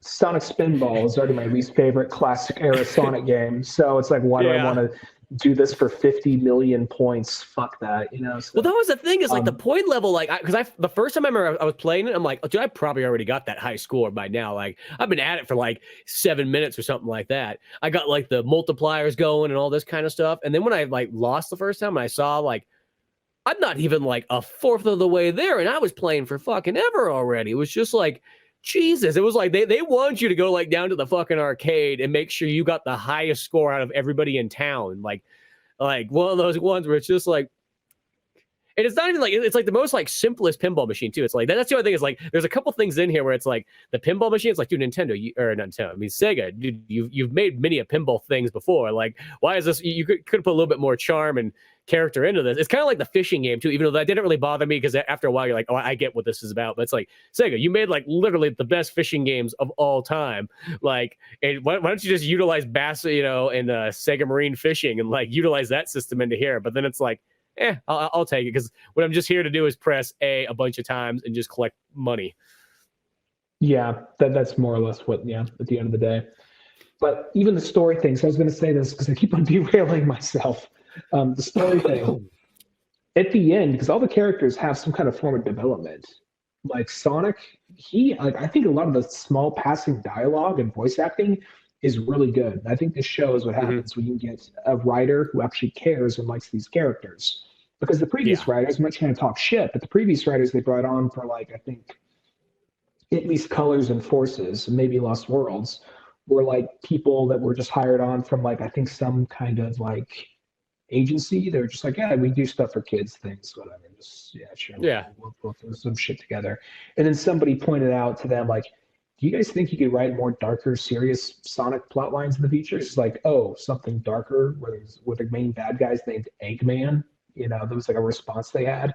And like, just like, and that's kind of like, I don't know what else they've written. Maybe it was just a job, which, okay, whatever.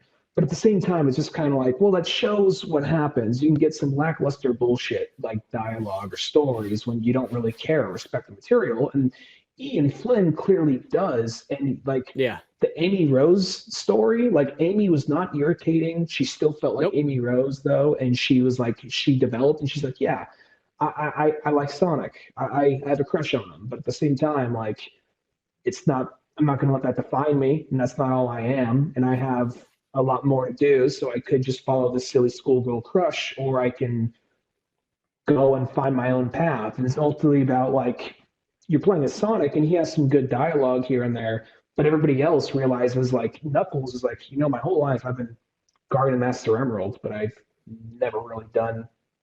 It's only just been protecting the Emerald. That's all it's ever been. So, and he's like, I might need to kind of see more. And then Tails has the same revelation, like he's always following Sonic. He's like, I think I need to do something more with my life, and that's for Sonic. And then Robotnik has like, did you listen to the like audio logs from the big thing? I got all those ones and list all those. And like, the Robotnik kind of thing is him thinking about all this and having his kind of like back thoughts and whatnot on all the situations going on and the build up to it was pretty interesting.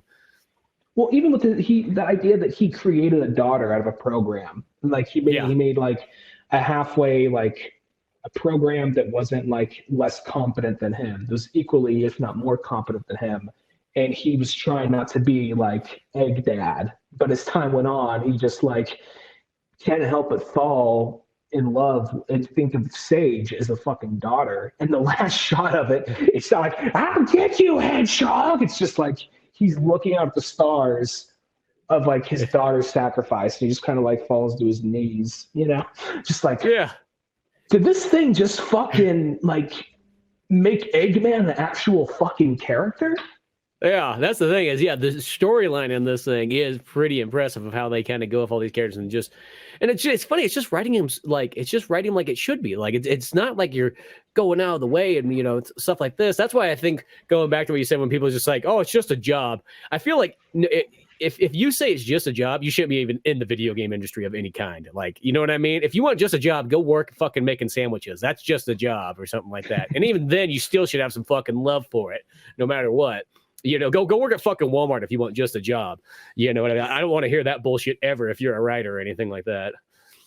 Yeah, well, that's not even me trying to like totally defend. It's just a job kind of idea.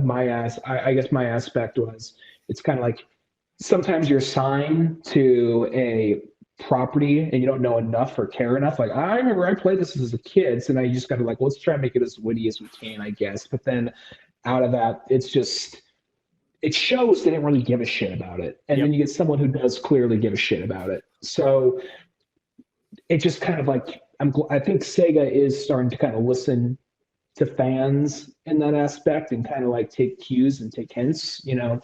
I'm wondering if by the next one, because by the end of this, the whole Sonic crew goes their own way. It's like, we're just going to take a break from each other and like see where we come back. I'm wondering if they're going to do something where they all come back and like they have different abilities now or have different aspects. Because like if this continuity actually matters, or if the next one's going to open up, because even Sonic, he still is like a smartass, but he's not like, Sonic, I'm just a catchphrase. He's not just like that. Like a lot of his dialogue is kind of like just fun, quick, small things. Like when he's like coming in with Super Sonic from like the first stage to the second stage, and he like loses the emeralds and he crashes down. They all split off. They're like, no, it's fine. I didn't want this to be easy. It's fine.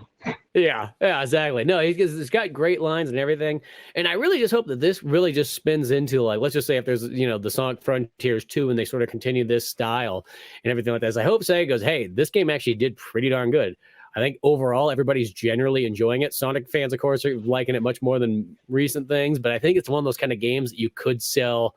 I mean, you guys still like Sonic somewhat, but like I think people that even may not have played a Sonic game since Adventure could even come to this one and go, oh, this is actually kind of fun, and I can get in this and behind this. So hopefully the next one, Sega will finally just say like, hey, let's dump some money into this and literally make this game like a Mario Odyssey. Because that's the thing is like, that's what's kind of missing is like Nintendo puts its all in when it makes a fucking Mario game, and it makes a Mario game that's just pure amazing. Like generally, I mean, probably the only lazy thing that Nintendo's ever done with Mario is when they got into that new Super Mario phase and they just kind of kept sort of rehashing those ones. Not that they were bad, but it's like if you played a couple of them, you sort of played them all in a sense. And then they kept making more and more and more of them. But beyond that, though, it's like that's what they need to do with Sega is just go like, no, make it like give it in a sense Mario quality budget. Yeah, they just needed something. I don't know if Sega has Mario quality budget.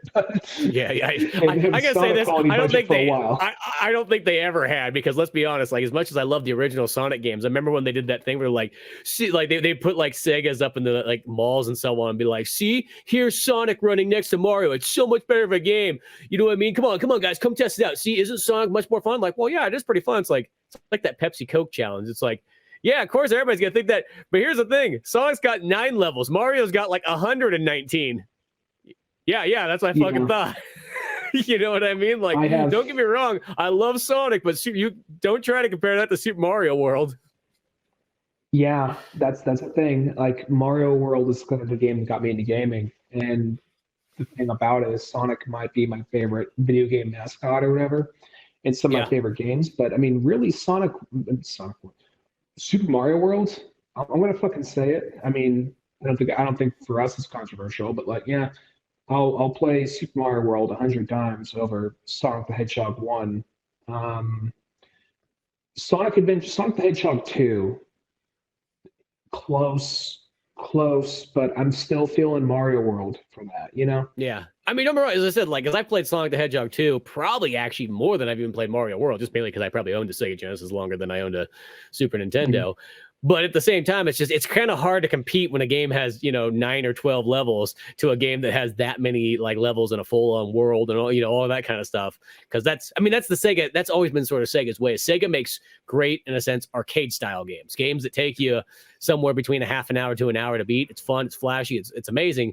But Nintendo makes great adventure games that take you, 10 to 20 plus hours to beat. You know what I mean? Like that's sort of always been the difference between a Sega game and a Nintendo game. No, yeah, that's true. Well, anyway, we could probably go on even longer with Sonic, but do we still want to cover the other elephant in the room? Yeah, we might as well. We'll go into Sega, or I mean Sonic the Hedgehog. Pretty much at the end of the day, I think it's totally worth getting. Like, I think if anything, everybody should go out and buy it anyways, just to say, hey, this is a sweet game. Make more of these. Throw some more money into it because it is a legitimate fun game. Shit, I put like 23 hours into this. I would never have thought about putting this much time into a Sonic game. Most of them, you kind of beat them in about 5 to 6, 7 hours. I mean, granted, you can put more into them if you want to get all those red coins and stars and S ranks and so on, but this one here, as I said, I put a lot of time in this game. Had an overall good time with just the minor frustrations here and there, but the solid overall was fantastic. For me, I probably put it around. I don't remember. There's a point where I was really paying attention to my hours played, but every time I save it, I just notice how many hours I had. Yeah, I was paying attention and looking at that, but then I just forgot to check it up. I think I walked away with like 17 hours by the end of it, give or take. But yeah, so I still liked it. I mean, it is kind of one of those games where I wish this was fine-tuned, that was fine-tuned if the third island didn't suck. And I know third island out of 4 is a lot, but everything else is still kind of like a more of a step in the right direction. It's not like you can't have fun on the third island. It's just Yeah. the challenges are more dumb. Like at a first glance, it's not even all that. It's not even all that bad. It's just kind of like, oh, this is different for a Sonic game. It just once you start hitting the more of the challenges. But anyway, that's that. I guess moving on to the bigger game. Like we gotta get Sonic out before we get this game out. And that game is Pokemon Scarlet and Violet. And we're gonna give our rather than just talk about it right here and never talk about it again. We're like, let's get first impressions, and hopefully by next week we're done. We'll see. Yeah, as I said, this would be kind of interesting with this one, but because really, I played it last night once I got home and booted it all up and everything like that, and I got all the way to the point where pretty much the game opens up and says like, okay, here's the thing. You go out, you be you. You go out, you live your dream the way you want. If you want to go to gyms, you do that. If you want to go catch Pokemon, that's cool. If you want to follow this, guy who dropped out of a White Snake cover band, by all means, go see what he's doing. He's all about the picnic lifestyle. So I don't know if I would trust a guy who tells you that and says he wants you to go out there and venture with him. But whatever. Or or just do nothing. It's your fucking game. Don't let the man tell you what to do. I'm kind of at that point too. Looks like we both got to the same area because I'm not going to lie. The thing about a lot of, it's there to some extent with the first few Pokemon, but it's especially there with more of the recent games. Yep. It's that thing where it's just like, hey, where you want to go on that? Don't go. You can grab me by the collar. No, sit your ass down. We got some shit to talk about. You walk into the door. Oh, 1 second. 5 people want to stop and talk to you and you directly.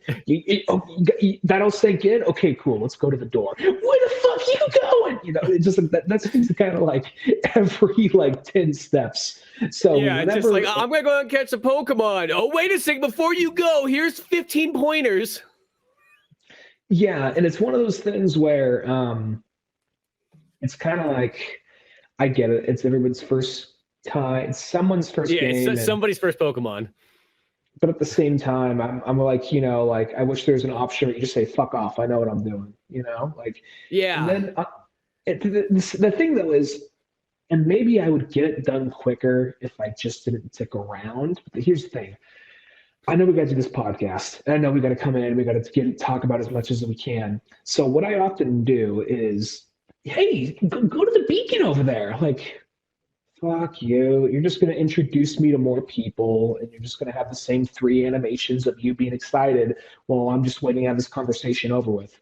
So how about I'm going to go wander around over here, catch as many of these fucking things as I can, and then when I'm ready, I'm going to come back. That's kind of what I did. So maybe I did that same thing. Maybe I'd be further in the game if I didn't do that.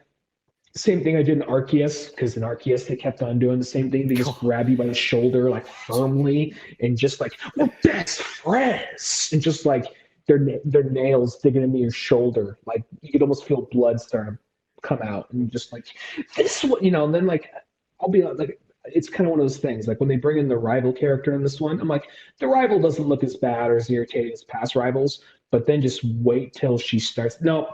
She's like every other rival. She's just as irritating. She won't fuck off.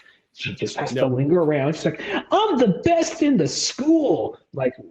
You have 1 or 2 of these fucking things. How long have you gone to this fucking school?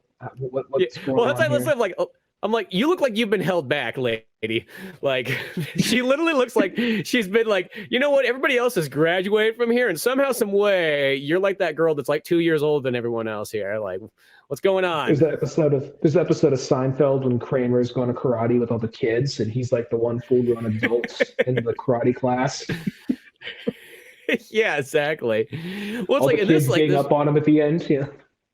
And this this Mexican chick is she's like the other kind of ones, but even more she's like, we're gonna be fucking friends, right? We're gonna go out and battle and kill and murder and collect fucking badges and rip them off the. And you're like, whoa, Jesus. And then there's the one dude, the fucking guy with the fucking hair metal mullet kind of thing coming in, who's like, I'm all about the picnic party in life, bro.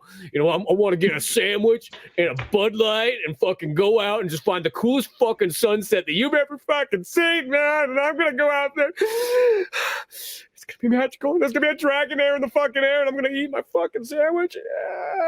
And you're like, and then she's like, what the fuck are you doing talking to that guy? He's a fucking pussy. He's not about murder and mayhem like I am. And then you get a fucking call on your phone. There's like somebody's like, hey, by the way, I hacked into your device. She's like, who the fuck you talking to? I thought we were best fucking friends. I'm like, dude, I just met you. I don't even know who you are. The professor told me to be friends with you. I didn't want to be friends with you at all. Jesus Christ. And stop speaking to me into Spanish. I know that we're in like South America in this Pokemon game, but like you just keep yelling at me. I just like to think, I thought they were like Mediterranean. I thought they were in South America. Maybe they're speaking I thought they were speaking Spanish, but maybe they're speaking Italian. I don't know. Maybe the professor's just like, okay, I remember her name. But he's just like, okay, all right, Maria, just go off and like play with the Pokemon that he didn't want. Go do that. Okay, great. And he puts his arm around you. I'm not gonna level with you. That's my niece. She's off. Okay, I mean with a capital O. Off. Capital F, capital F. All caps, okay? So exclamation mark, exclamation mark, exclamation mark. That far off. Underline off. A little bit italic off. I know. I've known her since her whole life. I've only made eye contact with her 3 times. All right. And those 3 times, shit got dicey. She followed me here. I don't know what it is. I can't fucking get away. Her fucking parents killed themselves. Okay, their parents fucking killed themselves. I don't know if it was her. I don't know if it was because of her. I don't want to put all this pressure on you because I see you in your little schoolboy shorts and your stupid little safari hat. But shit's gonna get real out there. Okay, man. I just need you to tough out the semester. And once you get on the world, just try and stay a few feet ahead of her. She's just, it's not your fault. I don't want to put this all on you, but she lucked onto you and she just imprinted. And you're her life now. That's all there is to it. So all you can do is get on this fucking iguana thing that's also a motorcycle and get the fuck out of here. Okay? Yeah. Get on your hog and just ride free. Just go for it. Don't worry, she's not good at Pokemon battling, but she's really good at stalking. All right, I'm just letting you know. Well, it's like, have you ever noticed that everybody in the school seems to hate her? Because that's the one thing is everybody in the school's like, oh, that fucking cunt, and you're just like, I'm not. I don't know. I will say this rival is definitely 100 times better than Fuckface from Hop. Was Hop the last one? Hop was in. No. The Hop was. Yeah, that one is probably the all-time worst fucking rival I think of any Pokemon game. Like I rather would take the Psycho Looney rival over someone who's forcefully tries to be your best friend. I miss the old days. I just don't know why we have to live in a world where people are so afraid of bullying and so on anymore.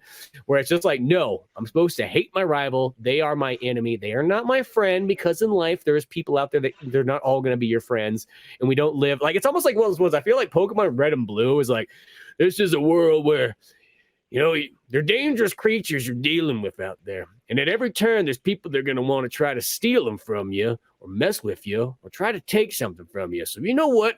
You're going to bond with your animals so that you're prepared to take on what the world gives you. And you don't need a fucking education. You're 10 years fucking old. Go out there, get yourself a Charmander and start burning down some shit.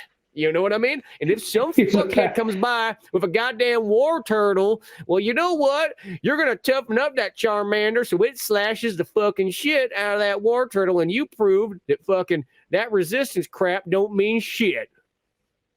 Just like the idea. Here's Charmander. Now here's a pack of Marlboros. I don't want Marlboros light. I want them unfiltered. You're a man now. You cut those filters off, or you rip them off, because that's what real men do. Have the Charmander light it up for you. Yeah, you have your Charmander, you know what I mean? Just rub the back of his neck a couple of times, pull his head back, a bit, and just like a giant, big ladder right there, I tell you. It's like the whole thing with there's original concepts of Pokemon. They were playing around with the world building, and earlier concepts where Pokemon were more or less RPG monsters. Like they're still kind of like, oh look, they were still Pokemon. They had names for them, Pokemon. The idea is they're RPG monsters, and you would capture them. It was kind of like taming this world of RPG monsters, and being Pokemon trainer was a big deal because not a lot of people were scared of them, and a lot of people were worried about them and didn't totally trust them. So it was kind of dangerous if you were to go into like a field, you might get mauled to death by like a pigeon or something, you know. But then they kind of like let's soften it up a bit. Let's make it so it's like some are meaner than others, some are more docile, but you know, at the end of the day, they all become your friends, you know. So, but at the earlier version, it was a little bit more of like you got to go out there and you're taming nature. God damn it! Yeah, they're pocket monsters. There ain't no fucking Pokemon out there in the woods. It's a goddamn monster, I tell you what. If it was up to me, I'd kill them all. But it ain't up to me. I'm just Professor Oak. I just need to study. He's just like sitting there, like he's just sitting there in a rocking chair with like a shotgun over his lap. He just like has like a Folgers can of like chew spit next to him. It looks like the interview scene out of Metal Gear Solid 1 when you watch like those like pre-tapes of like when they're getting Snake involved in it. It's got like that security camera footage. You know, just like one of those ones. But and I think that's the thing is because it's like, you know, especially you just look at the artwork of the first Pokemon, and it's even like the Pokemon adventure books and so on. Like it was just much more like manlier and tougher. And I'm saying I still love Pokemon, but you know, now it is literally going out and catching the stuffed animal world in a sense. Like, and everybody's now fucking friends for some goddamn reason. And it's not like, you know, because like that was the thing about Team Rocket always made it kind of nice. Is Team Rocket was like, oh, these people seem dastardly and so on. They want to use Pokemon for like all like the wrong reasons. They want to start like a Flintstones kind of world where like Pokemon are fucking like, you know, pretty much your personal slave for like garbage disposal or running a car or, you know, all that kind of stuff. And then now it's like we got things like, hey, we're Team Star. Look at us. We're gleaming. We're glamming. Like, you just don't want to fucking do homework. That's literally all I saw. It's like, I'm like, that's literally what it was. Just when people like, you know what? The rich kids that rebel against their parents, like, fuck you, Dad. I'm not gonna like do any homework. I'm just gonna go and like we're gonna join like a 45-piece rock band. Like, yeah. What instrument you playing? We haven't figured that out yet, but just you wait and see, Dad. I've got these David Bowie sunglasses. Yeah, exactly. It's just one of those ones. And I will say, I'm kind of glad because I remember like first it's like, oh, here's the school thing. And I'm like, oh, fucking hate like for some reason like school. I was like, I hope this isn't gonna be like some kind of Harry Potter bullshit with Pokemon where I'm gonna be trapped at school. And I like how it's like you go, it's like, oh, it's your first day of class, and all that time went by. Now you're all done and out of here. It's like, oh, thank Christ. I was really afraid for a second there. I'm like, are we gonna be stuck in school and all? I'm like, you know what? Back in my day, when you want to be a Pokemon master, you dropped out of school actually, and you were 10 years old. You weren't like 18 like you are nowadays, or 15 or whatever the hell you want to look at it as. Because now I feel like the characters have sort of aged. Before it used to be you were a 10-year-old boy, but then I felt like then we introduced women into the mix, and so we had to kind of age it up a bit just to make it, you know, safer for them or something. I don't know what happened, but you know, now it feels like you're much older going into it, and there's schooling and training, and you got to have a degree now. When we get to that point where like the game can analyze the way you look, like the camera, so you're just like one like 30 something year old among all like these 15-year-olds or all these 10-year-olds and like the fucking school uniform and stupid little fucking tie and little hat, you know. But like there used to be on since you said that, I think it was, I want to say it was there was a wrestling game, like one of the WWE games for like PS3 when they had like the eye toy and all that kind of stuff that you literally could scan. Right. Yeah, you could scan faces in to make like characters and so on like that. Jesus. Well, like in this for instance, I just imagine how many just like, you know, faces just it's just scanned in. Here comes Big Dick Rick. I like wrestling. He hasn't taken a bath in 6 years. Well, going off this, I do appreciate that because the school is just a home base and you can go and check shit out. But I almost immediately, because they kept on stopping me. It's 5 steps, they stopped me. So I was just like, fuck y'all, you know. And like, as soon as I can get out of that school, like, we should go stop at the tailor. Fuck the tailor, out of school, you know. Just like, you know, it's just out in the world. And I did come to this point where I got out of it, but like there's that moment where just like I'm just gonna go because you're kicking the ass of everything you bump into, and then suddenly like let me go up to this spot I couldn't go to earlier. You hop up there, and then there's like a couple of those little pigeon things from I think Diamond and Pearl, and like okay cool, and then like they're like level 25. I'm still only level 11. Fuck. You just go the other way. That's just like, because there's like 3 or 4 of them just kind of looking at me, just like, what up? What the fuck are you doing? You want some of this seed? Spot. This seed's our seed. You can't have it. Exactly. Just these like 4 pigeons, just like, you fucking move. Kind of like they're like, okay, and just like I gotta go grind for a minute before I go back up that hill, but because of some fucking pigeons of all things. But yeah. Well, it's like one of those ones I was kind of, because even there's parts of like, hey, you want to sign up for a math or a biology class? I'm like, fuck no. It's probably a battle. I mean, God no. Yeah, I'm pretty sure I'm not gonna find out. You know what? I'm like, that is not what I'm here for. No, I'm out of here.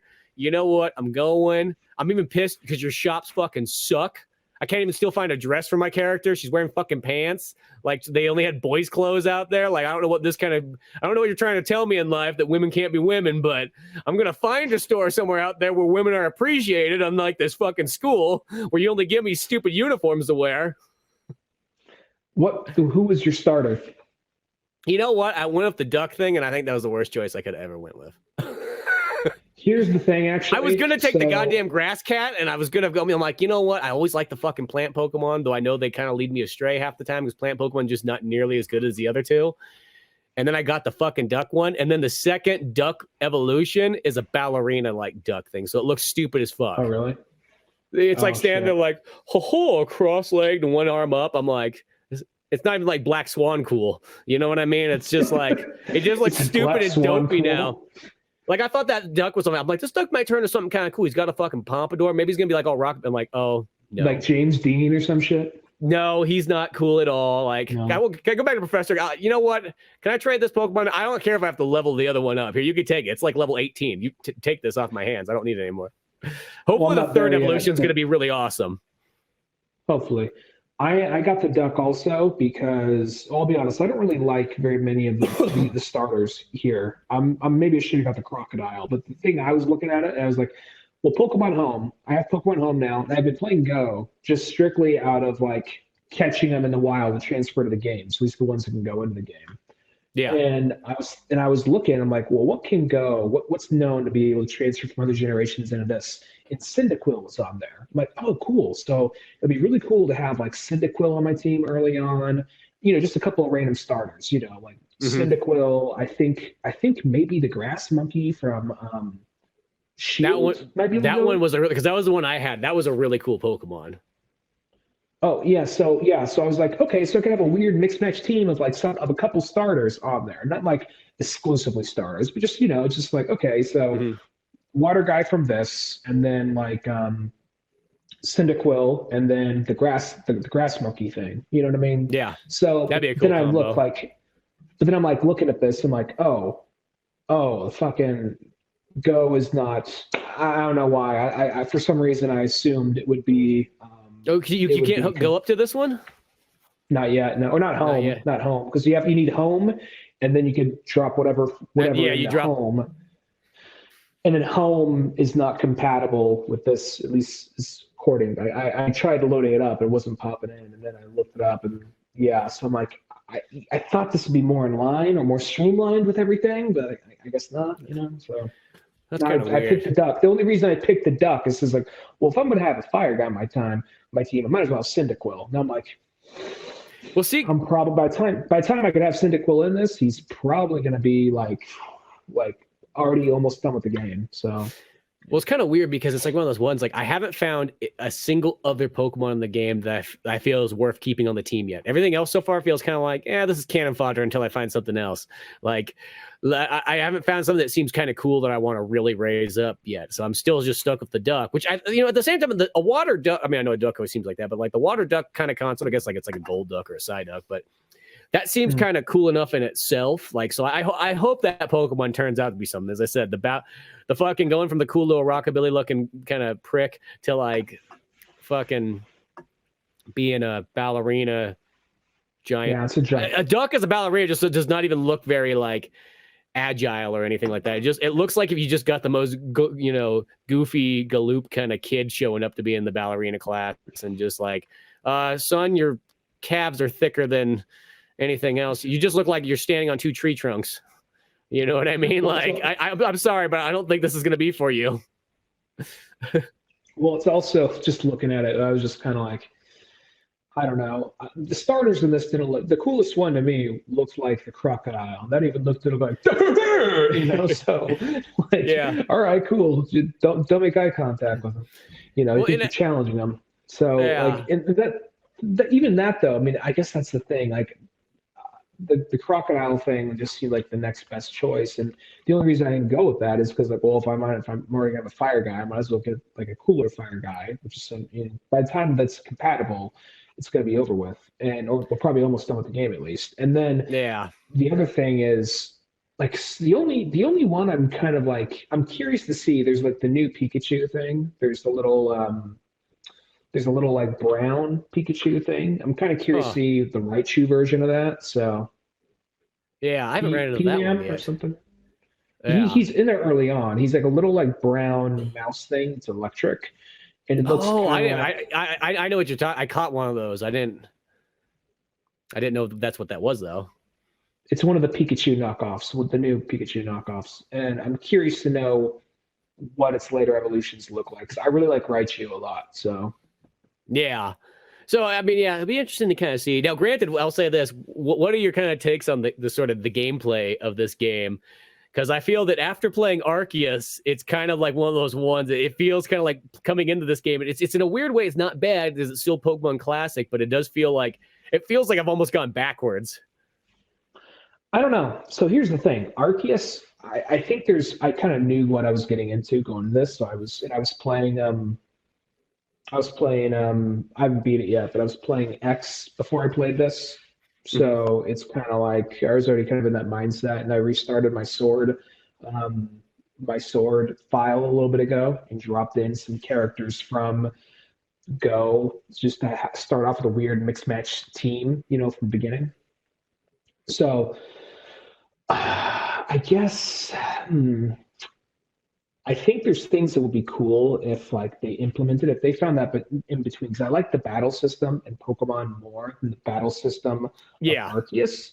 But at the same time, I like the idea that there's consequences to getting your ass kicked by wild Pokemon. I also like the idea that you can capture one, but I also like the idea that you could just like, I don't feel like fucking battling it, but I want the experience. So you go fight them. I'll go over here. You know, I like that at the same time. You know. You mean how in this one, how you can send your Pokemon out and just like start, like they just go out and just start killing things randomly? You just send them out like a fucking feral dog. It just starts going out murdering shit. I'm not gonna lie. I felt a little bad for some of the ones I was going and killing because, like, you know, there's like it's a little like baby like I don't know what it's called, but the baby Meryl thing. I feel like bad. Like, murder it, Fido. Yeah, I do like that feature. That feature's kind of nice. It just kind of goes out and just starts like murdering things and picking shit up and so on. Like, that's kind of cool. You know what I mean? I wish you kind of stayed out. I'll cut you off. Go ahead. Sorry. I wish it kind of stayed out long. It feels like you always got to kind of keep dictating to it to keep going out. You know what I mean? Like, no, you return to me when I say it's time to come back. Well, I also like that it's maybe Arceus was better about it too, but I feel like I like having able to pick up an item. It just says the item. This is like you found a, you know, you have to stop and then watch them poke. You know, I just like the idea that I can grab an item, keep running. You know. Yeah. And also you don't have, if you bump into somebody, you don't have to battle them right away. You can come back to them later. It's in real life. You're like, dude, my guys are halfway dead. Fuck off. I'll be back in a little bit, okay?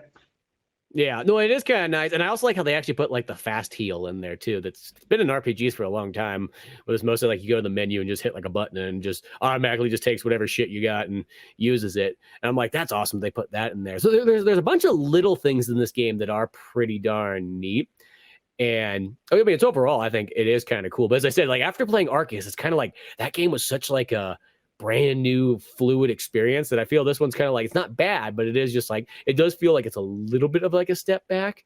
And ironically, it's like the weird thing is the game has kind of like the graphics feel kind of funky. Like, you know, this sounds weird, but you know, Nintendo has always been like, when their game goes out, it feels like 100%.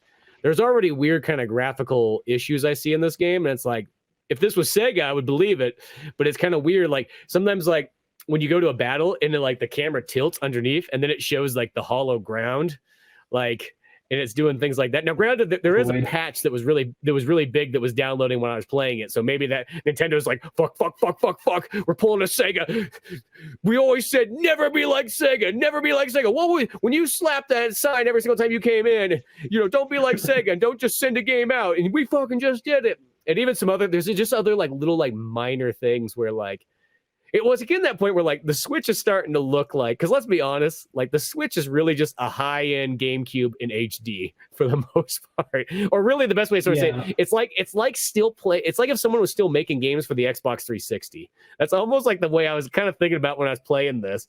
It's like that's sort of what the Switch is if someone was still out there making 360 games, that's kind of the Switch. And they missed that memo. Yeah, the thing with with the Pokemon games in general though is because when you think Nintendo stuff usually looks really good for what it is, given the hardware. You know, they always push the hardware to the limit. But Pokemon for a long time has always been a little behind. It's always been, you know, like Pokemon's always on like a strict schedule. I noticed, so it's always they have very little time to. I'm not saying this to be a dick because they're always fun. And I think sometimes some of the complaints I hear about Pokemon are justifiable. Some of them I feel like are people expecting too much. But I think something that is a little true is it's taken them a while to innovate on certain things just because they're on the strict timeline. It's like, okay, every 2 years, a mainline game comes out, and then we have like a remake or a spin-off between that, you know?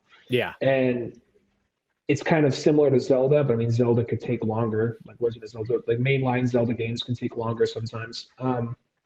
So I think they have very little time to innovate. And it's just like make these small little improvements here and there. Like the terrestrialization, I prefer Gigamax 100 times over. So we're shiny now. Like, okay, cool. I liked it when you guys were kaiju. Yeah, I feel like that feature too. I kind of looked at them like, maybe I'd use that thing once in a blue moon, but it wasn't really selling me a whole lot on it. It's like that. It sometimes feels like that thing where it's like, it's just gonna take more time. I gotta watch the video of them like turning into it, and I could probably kill it in that amount of time. Let's be honest. It seems like also something that like they almost did to sell more like statues and action figures. Well, you can get terrestrialized Pikachu, you can get terrestrialized, you know, like whatever. And then you have the little like their little chandelier thing they have on their stupid little chandelier thing they wear on their head, have that detachable or put on the other ones. And then you could sell light up versions, and you could sell Christmas ornament version. You know what I mean? I almost feel like that's more of a merchandising thing than a fucking real like. Because the Gigamax, that just sounds cool. Giant Pokemon battling, that's fucking awesome. Yeah. But the Tress-wise thing, I don't know. Maybe there's a thing with like diamonds and I think it's the Mediterranean. So maybe it's something about diamonds and Mediterranean that I don't know about or something. I don't know, or treasure hunt or some shit. But you know. Yeah, maybe if that's the case, maybe this game takes place in Spain or something because it felt like it had a very like Mexican kind of feel to it, or like Colombian. It's not like there's gonna be like here's the drug, Lord Jim, you know. Let's have the Pablo Escobar of the Pokemon world be the villain, not these rich kids that just like dropped out just to piss off dad, you know. Yeah, exactly. I don't know, but I mean, the overall of it's fun. Going around catching Pokemon is kind of nice and easy because it's just like you see them, you go out there, capture whatever you want. You know what I mean? So that experience is kind of cool. I like how you can kind of send the Pokemon out for like extra training and so on. There is some neat stuff there. But yeah, it's weird. I will say, it does just feel for some reason after Arceus, though, it does feel like it's kind of sort of a little bit missing. And then the other thing that's kind of weird is like it's kind of cool that the battles just kind of happen like right there on the spot. The only downfall is though is like because the way that the graphics sort of are, like sometimes you just get like weird like angles and so on like that. It just doesn't look nearly as like exciting as like a normal Pokemon battle did when it used to cut away to like a battle menu. What's is the next Breath of the Wild, Tears of the Kingdom? Is that is that going to be the final like Switch game? I'm betting it is, because generally, if you always kind of look at Nintendo, they mostly always end off on a bang, like kind of like something like a Zelda, and that's what they've done ever since GameCube. If you think about it, Twilight Princess, then Wii ended off on Skyward Sword, then technically Wii U ended off on Breath of the Wild. So it's kind of like one of those ones. I'm pretty sure, because it's at that point, because it's like I've even myself I've come to the conclusion it's like I only buy Switch games like if a game goes on another system, I might as well just get it on like Series X or something like that, because I just have a feeling that a lot of times it's just either going to not load as fast, not going to look as pretty, not going to, other things like that. Because a lot of times there were some games I remember I would look at like, okay, well, the size is like 12 gigabytes on Switch. Well, the size is 36 gigabytes on Xbox Series X. I'm like, well, what am I missing out on those 24 gigabytes there? You know what I mean? Like that's a awfully large amount of difference. Well, it's also something to the degree of like if I probably would have got Sonic Frontiers on PS4 if my PS4 wasn't like a shipping container in the middle of the ocean right now. So, Yeah. I just couldn't wait that long. But no, yeah, that was totally understandable. But I'm wondering though for the next Pokemon game, because that means the next mainstay Pokemon game is probably going to be for the next Nintendo console. Do you think a big opener? Because if you're timing it right, because isn't the next Zelda isn't this year? It's next year, right? Yeah, it's definitely. It could be even longer than that too, because it's a Zelda game. Because the mainstream Zelda games mostly take like 5 to 6 years to make. Yeah, and it's been like probably 4 or 5 since Breath of the Wild. Well, yeah, because Breath of the Wild, it came out in 2017, but it also got held back a year because it was going to be a Wii U game, and then they're like, "Shit, just hold off longer. We'll just put it on the Switch as well." Yeah, but it came out in 2017, right? Yeah, so it's one of those ones like, so it's been 5 years already, so it'll be that's about right when it does come out.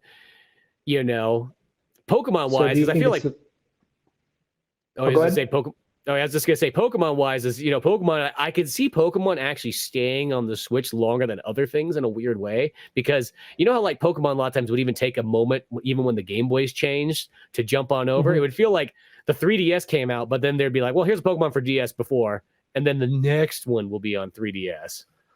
Well, I'm wondering if you think, because Pokemon is what gave the Game Boy longevity, because they were ready to call it good, and then Pokemon killed it. Like, oh, this thing has some years on it. I'm wondering if they would be as ballsy or would have as big of a choice. Like one of their big opening, whatever their next system is, the big opening title is a Pokemon game, maybe. Who knows? That would be one of the smartest ways, because I feel that would be like one of the easiest ways to sell hardware, is just to utilize a Pokemon game. I mean, because if you think about it, I think when Sword and Shield came out, that was right when they released the Switch Lite. You know what I mean? Because the Switch Lite would be in like the Game Boy version of the Switch. That felt like that's the perfect opportunity to sell those systems, because that's going to go perfect with that game. Like that, and like a Mario game or something like that. Yeah. I feel it's one of those ones like Nintendo hopefully the Kingdom.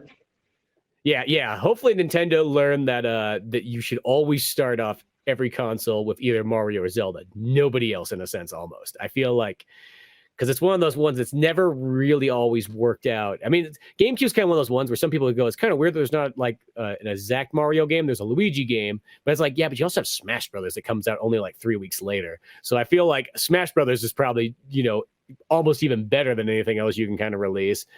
But it'll be interesting to see what Nintendo kind of has in the works, because I know that new system's got to be coming up soon, because as I said, like, see, one thing about the Switch is like, it's pushing. It's one of those ones.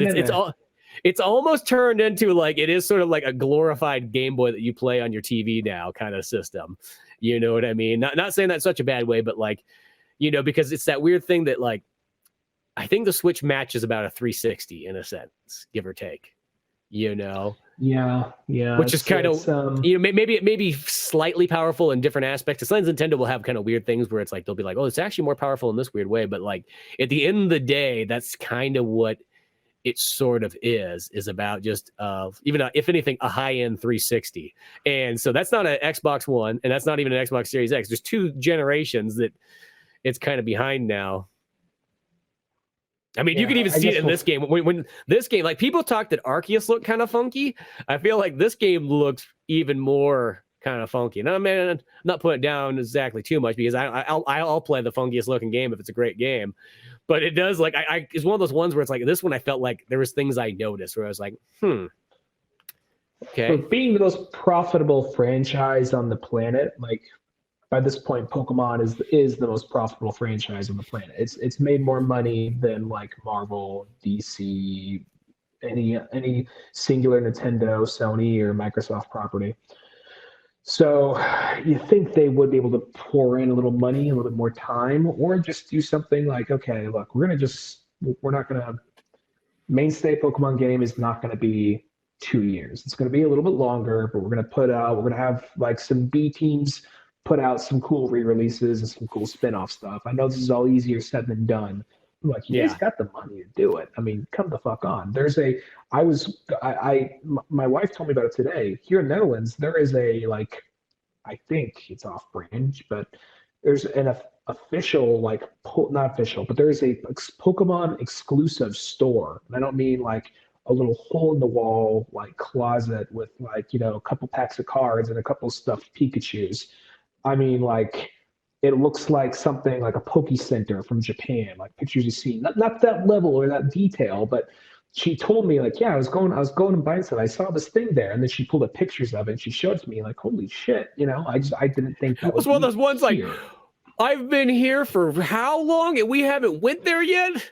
Wasted my time, and I could have been at the Pokemon Center. Well, it's called like it's something, I don't know what it's called, but it was just, I'm not sure. I don't know if it's official because usually it's called a Pokemon Center or something. But this one, I was just like, holy shit, this is a full-on fucking like Pokemon store. And it actually looks like really, I don't know if it is official, but it looks legit, like like a big selection of stuff there. So I'm just kind of like, well, if you could have that, I know I don't know. It just seems so weird to me that it's as popular and well known and big as it is, and they still have trouble throwing down money just for like graphics to look as good as like, you know, Mario. You know? Yeah, I mean, I know that this game is it's definitely there's a reason why that the hardware is kind of being pushed. Like you could see because it's got this big open sprawling kind of thing. There's a lot of little creatures running around and so on like that. It's not necessarily just like they couldn't get it going, but there is some things in there that are like, this just feels un-Nintendo, like almost like there wasn't enough testing going through or something like that. And maybe that's what, as I said, there was a big fat patch downloading that I know is never finished the whole time I was playing it, which means that like that's a good size patch for Nintendo. And, you know, most of my Nintendo game, I'll play through the entire game before I even like update the game because it's like, it's a Nintendo game. It's good. But I feel this one a few times, I'm like, I probably should see what that patch does. It might make a difference there. But I mean, overall, I'm having a good time. It's Pokemon. I mean, I can't really complain. If I could find a good fucking store that actually sells good clothes, I'm going to be way more happier because in an ironic way, in the last like 10 years of Pokemon, I almost look more forward to finding those fashion stores than I do like finding like a Pokemon gym when I go to a new town. It's like, oh, well, what kind of cool outfits can I get for my character this time? You know, time to accessorize. Yeah, I was kind of bummed with the hair choices. I'm like, there's only like 3 of them. It's just that weird thing is like nowadays they do that thing where they just like, we can't really say man or woman anymore, so just like mesh them together and see what happens. Like if you mesh like some men's styles and some women's styles and just shove them in the same box and just, you know, close the lid on it and just see what forms, you know. So it's kind of like you get some ones that's like, well, this just looks weird when it's on like a woman and vice versa. I know it's going to look really weird if it's on a guy. Like, you know, I mean, granted, I guess it's good to have those choices, but it's so like that stuff nowadays is kind of like throwing me off. Like when you go to try to do something, they're just keeping it open. They're just getting the next generation ready. That's all. That's it. It's just it's confusing for us old timers that are trying just to figure out like what's going on here. My last job, I worked with a couple of Gen Z kids, so I'm like, oh, okay, I've seen this. Yeah, just one of those. And it's not even kind of like old man, like you kids, you go do it. I'm just like, okay, whatever. Yeah, it's more just one of those ones when it comes down to like. It only makes sense to be in Pokemon. It just gets all this weird shit in the way that like it just makes it more complicated for me. I'm like, hey, I just need to get to where I need to get at. You know what I mean? Like, let's get this crap out of here. But whatever. As I said, as long as I can find some actual like non-men clothes for my like girl character to wear, I'll be happy. Well, I'm sure they'll pop up eventually. Yeah, they better. You know what I mean? That's my first thing. It's like, fuck all these other missions. I'm going. Which place has the best fashion store? That's where I'm going first. God forbid.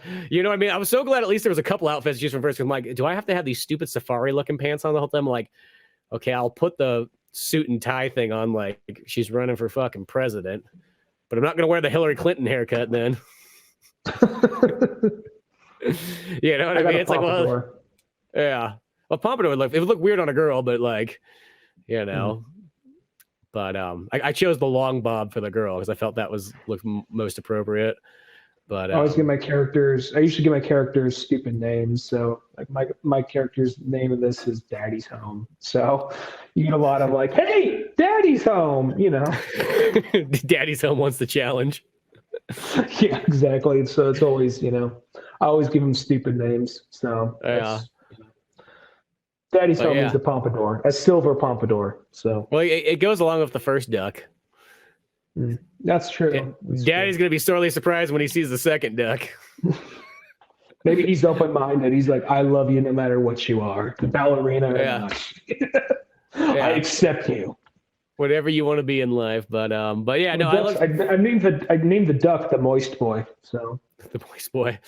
Yeah, there you go. Is it a boy or a girl? Did you check that before you got it? I don't know. I just kind of like, I have a couple of stupid names. I always kind of like, if I have a water guy, I usually call it that. If I have a plant guy, I usually call it like Barbara's bush, So it's usually like something kind of like just stupid fucking like names that like make a parent like, can you explain this to me? Yeah, I think I need to explain Barbara's bush. I think I need to explain that to kids, but probably not. Probably best not to. Yeah, just got like, well, she's dead, but we could show you. Still growing. You ever dig a grave before? But that's really my Blastoise and like, let's go. So go. Sorry. Yeah, there we go. But Blastoise by Venusaur. Venusaur. I look forward to playing through this one some more and diving in to see what kind of happens now that the game finally opens up, because I feel like that's kind of it. So it feels like the game finally, I got past the long ass intro and now the game finally opened. Like I almost felt like the game could have opened right here almost. It could have been like one of those ones like, okay, you're at school and it's going through and here's a couple things. I'm professor whatever, or who cares? And boom, there you go. Go do what you want. Like that's how it should have opened up. Yeah, it could have. Instead of about 3 hours of getting to that part, but whatever. Good times in store. We'll come back to some more Pokemon, and probably at the rate that we go podcasting wise, something else will run into our way at the same time, and it could be another double, triple feature of fun times. But beyond all that good fun stuff, go to oldmanorange.com for more podcasts, comic books like Pizza Boys, all our old animations, and other good time stuff. I'm Spencer Scott Holmes. And I'm Rain Dunningham. And we'll see you some other time. Later, folks.